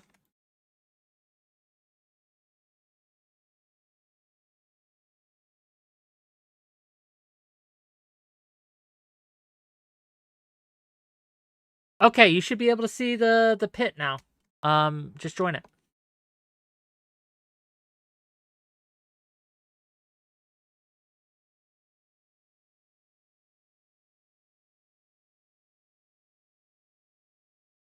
Up, there you are. Hello. You're live.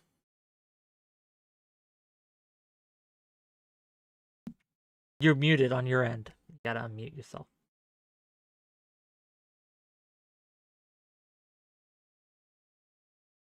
We'll get it done, gang. Technology, the bane of our existence. Hello?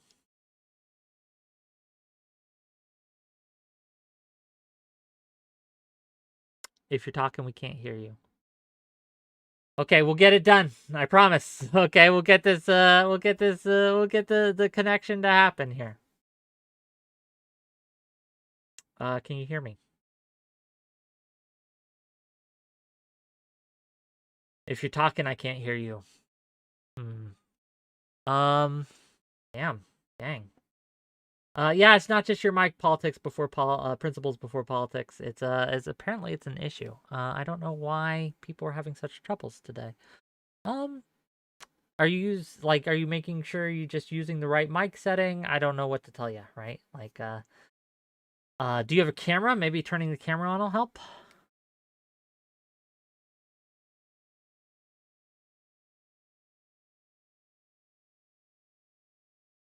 Beautiful content. Beautiful content. Are you on a cell phone or are you on a laptop or a desktop? Okay. Yeah, this is impossible. You're on a desktop, so yeah, it should. As long as you have your mic plugged in, you should just be able to. Do you have push to talk? Maybe you have push to talk and you're not pushing the button. I don't know. Go into your settings, right? User settings under voice and video. And you'll have the input device and output device. Make sure that they're right. Make sure you're either on push to talk and have the correct thing set, or just do voice activity. You just deafened yourself, so you can't hear me.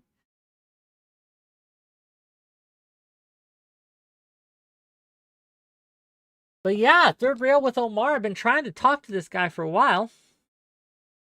Well, thank you, an angel. Well, that was fond. Yeah, he deafened himself. Dang. We're gonna get it. We're gonna get it done. Dude, this guy is great. I don't know if you've seen any of his content before, but check him out. We'll see what this goes. Yeah, your mic is still muted.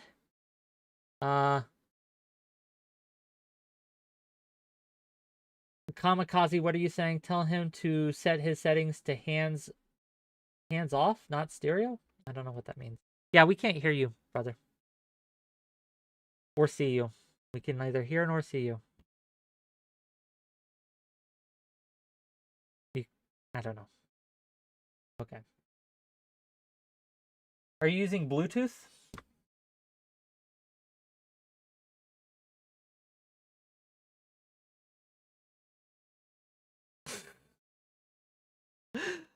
Welcome to Whick's tech support stream, ladies and gentlemen, where we figure out how to use Discord.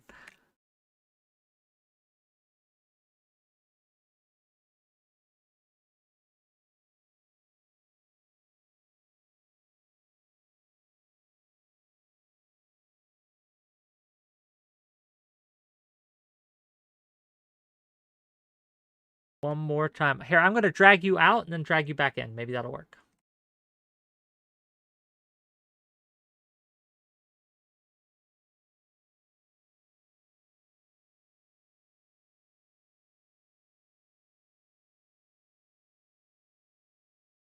Hello. Okay, yeah, he's got this. We'll see. We'll give it another minute or two. You guys have been enjoying the stream, by the way? I hope you have. It's been a relaxed day. Not a lot of craziness. Though we had some crazy people come on, but yeah, you're muted on your end, buddy. Okay, can you hear me now? There he goes. There he goes. Well, beautiful, wonderful, great. Jump backstage if you're still there, buddy. Jump backstage. We'll try it one more day, one more time. We'll give it a go. Jump backstage. I'll drag you in. Can you hear me? Yes, I can hear you. I can hear. Oh my God, it's working. Hello. Hear me? Yes. Can we see you? Do you got a camera for us? Oh, because I'm not dressed well. I'm not dressed Okay. well either. You know, well, this is a relaxed stream. It's not professional today, but it's No, all no, good. I don't have a shirt on. I just had dinner and I feel relaxed. You know? Oh, okay, fair enough. Yeah, No need. and I'm watching. So what's up? How you doing? Everything good? Yes, it is. Now that I can actually hear you. so. I've been begging you to get on your show, man, for a long time. I want to get in these debates, man. I need these opportunities. We're gonna get you one, man. We're gonna get you one. Yeah, like yeah, I want to have one next week, right? I know we've been DMing a little bit.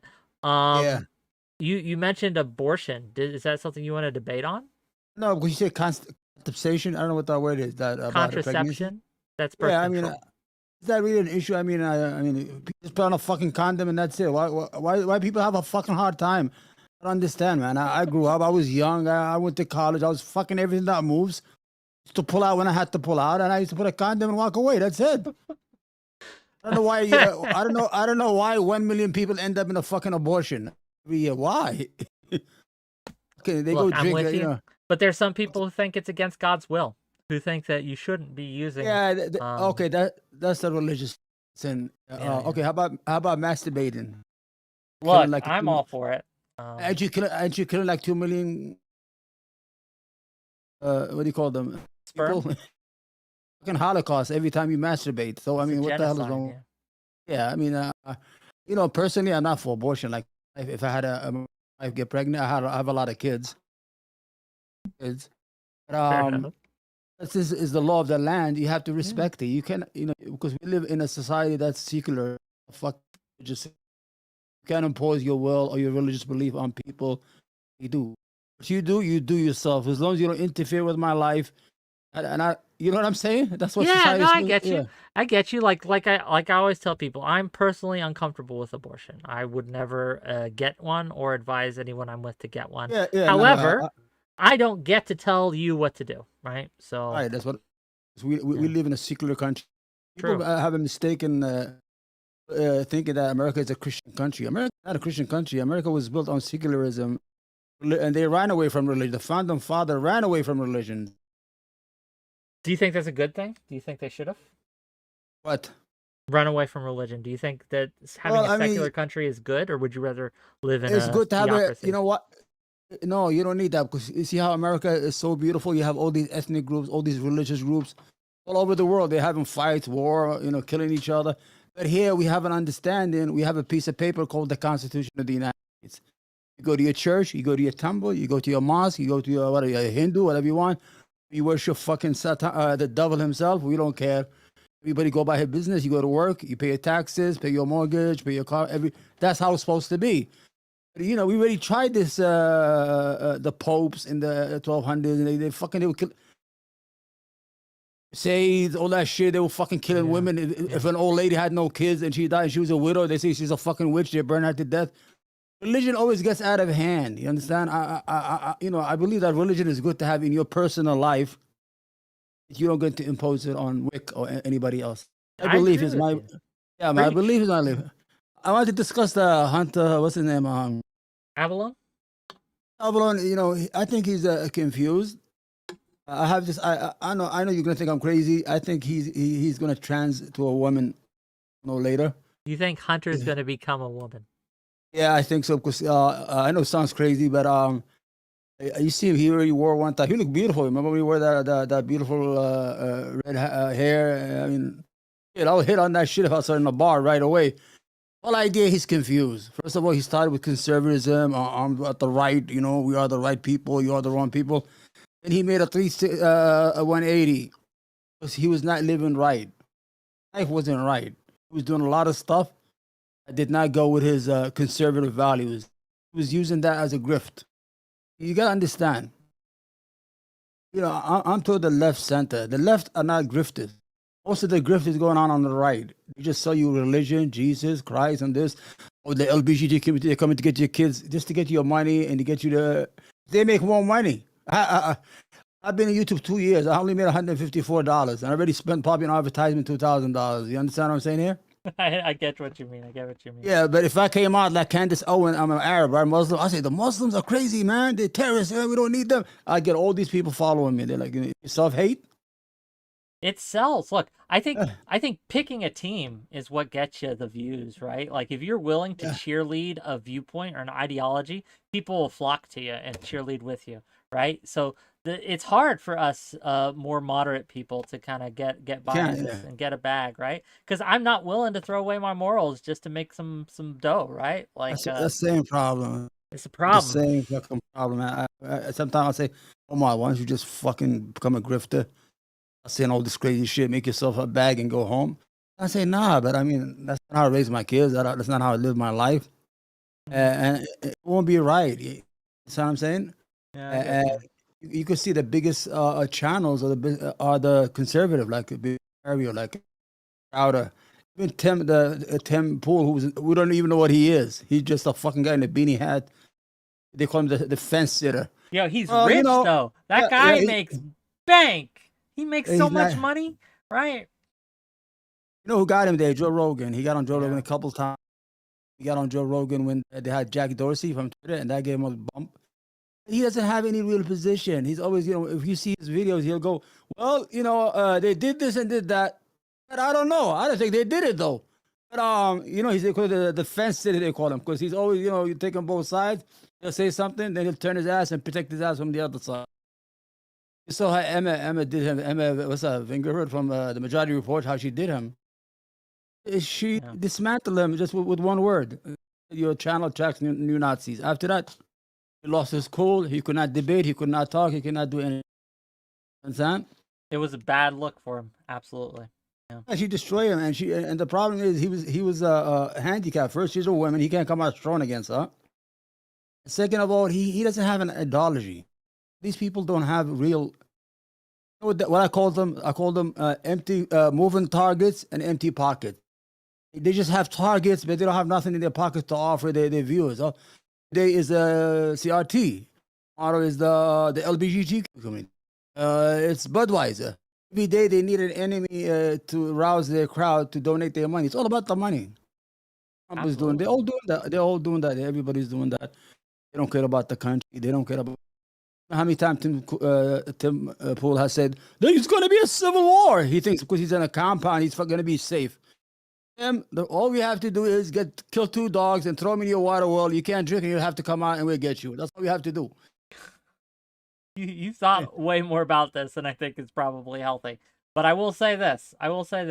That without an audience for this, right? Like we can talk about how bad these talking heads, these empty pockets as you call them, are. But at the end of the day, like if it wasn't them doing this, someone else would do this because the market's demanding it. Like you got people who want to be mad about something. You got people who want to hate, who have problems in their life, and they want someone to blame. And so if it isn't Tim Pool giving them someone to blame, it would be someone else.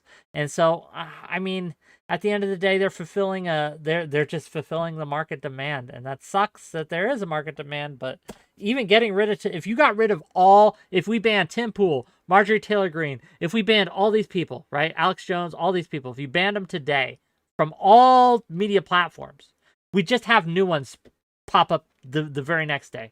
It won't get rid of them. It won't stop this kind of thing from happening because people want it. And so they'll buy it, right? Yeah, I agree with you. But the problem, how do we compete with it from the left? How do we make money at the same time? Right message, unity, personal freedoms.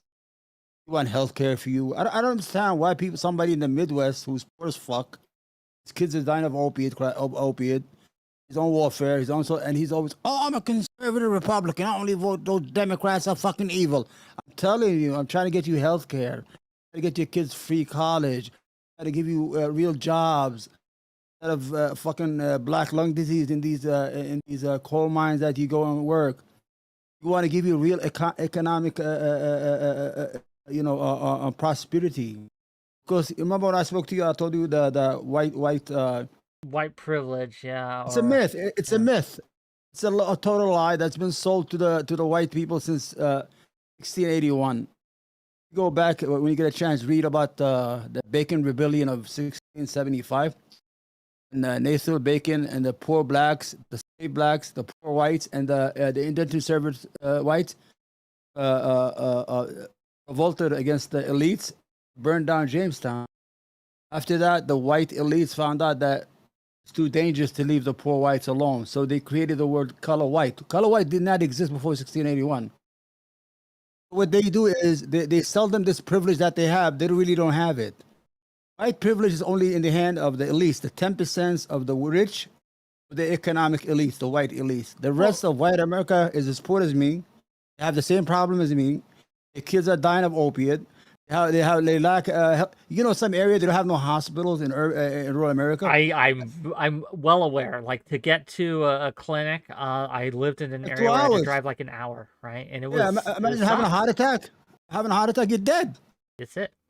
They close all they don't have nothing, and every time they'll go vote against their own economic interests. That's why. Do you know why? I can tell you why. Right? Why? There was a Thomas Frank wrote. I think it was Thomas Frank wrote a book called "What's the Matter with Kansas," and he wrote this a few years ago. Right? I don't know if you've read it. It's an interesting book, but I know the person. Yeah.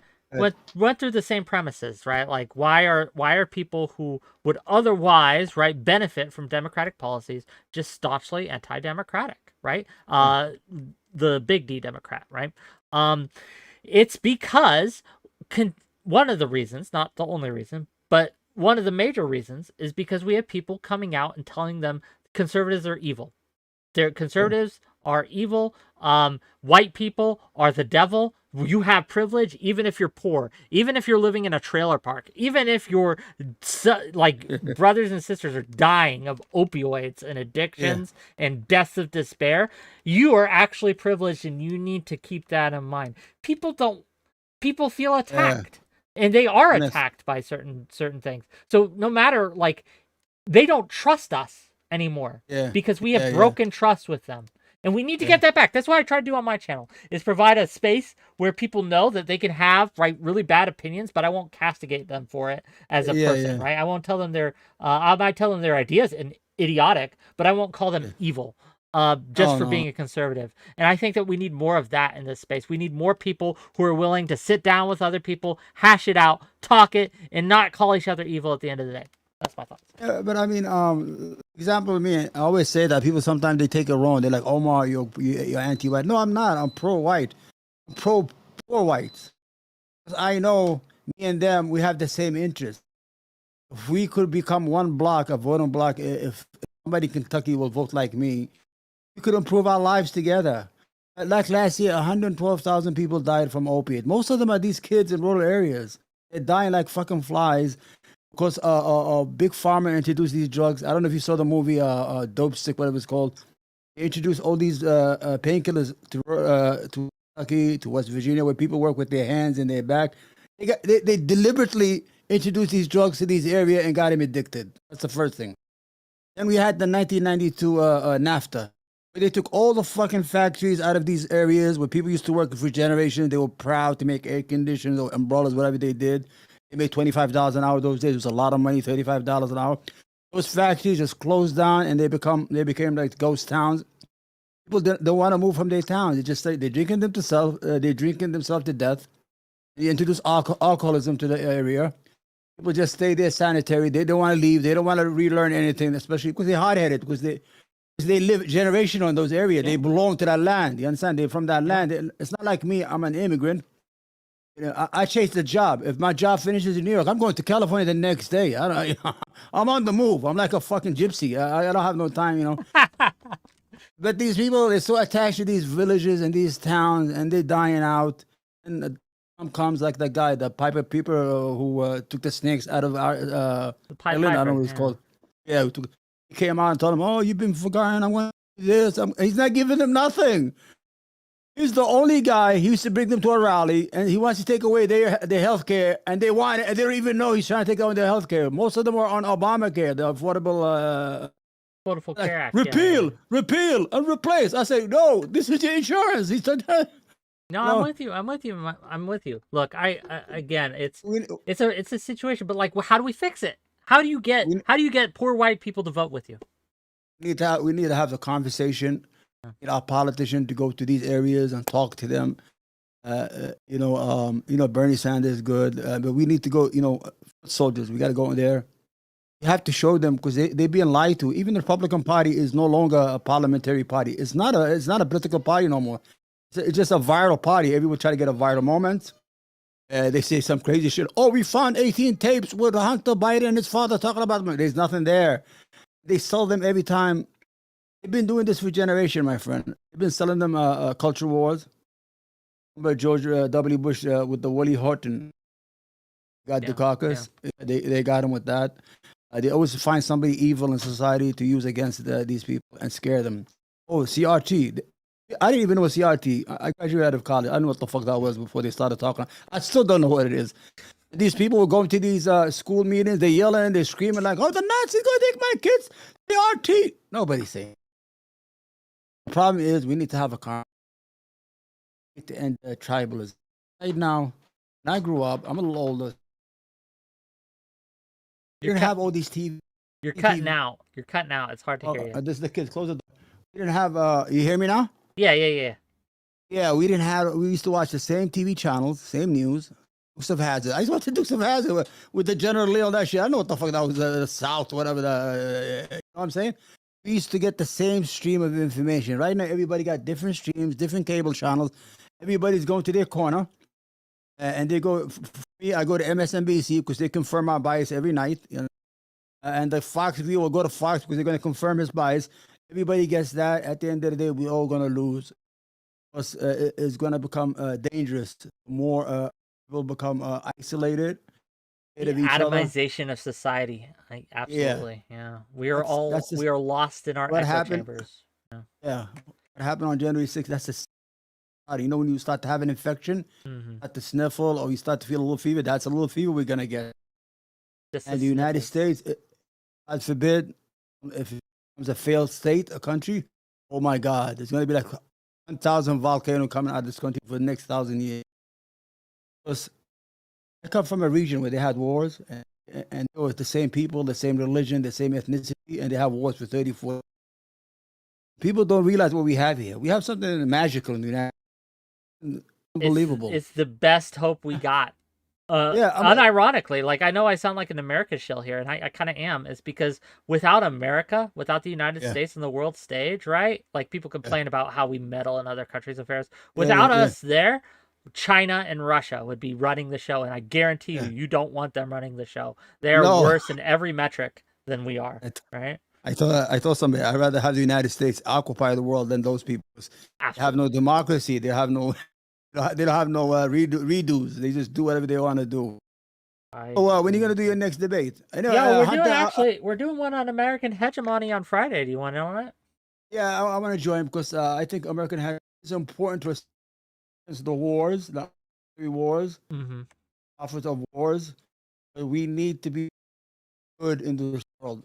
United States, the glue that holds the globe together economically. Okay. The United States economy collapse. You know how economies will collapse in the world? They just put me on, and I'll come there and just say my shit. I'm a little crazy old man.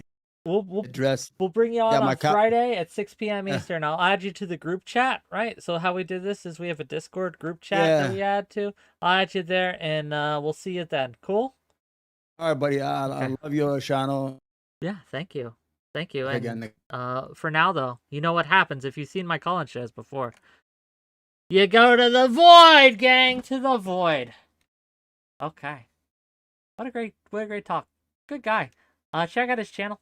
Third Rail with Omar. Interesting individual. Fun interlocutor. He wants on my debate. He's been trying to get on for a while. So I guess we got him on Friday. Okay. Gang. It's been a pleasure. Been a show. But today, it's 8 o'clock. I'm going to go do stuff. I got things to do. Who we raiding into? Who we going to? What do you think, gang? We got Nina, we got I'm Really Important, we got 𝕵𝖎𝖙, we got Rhizome, we got Poly People. Who do you want to raid into, gang?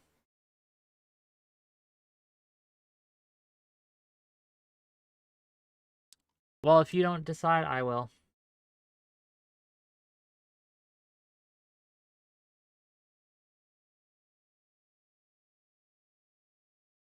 We'll go to IRI. Say hi. Let them know it's a hate raid. IRI is the first one that came up. Sorry. Rhizome will get another day, I'm sure. Okay. With that, tune in tomorrow. We'll be talking to Eucharist about religion. And Friday, I'll see you about the hegemony debate. Until then, bye.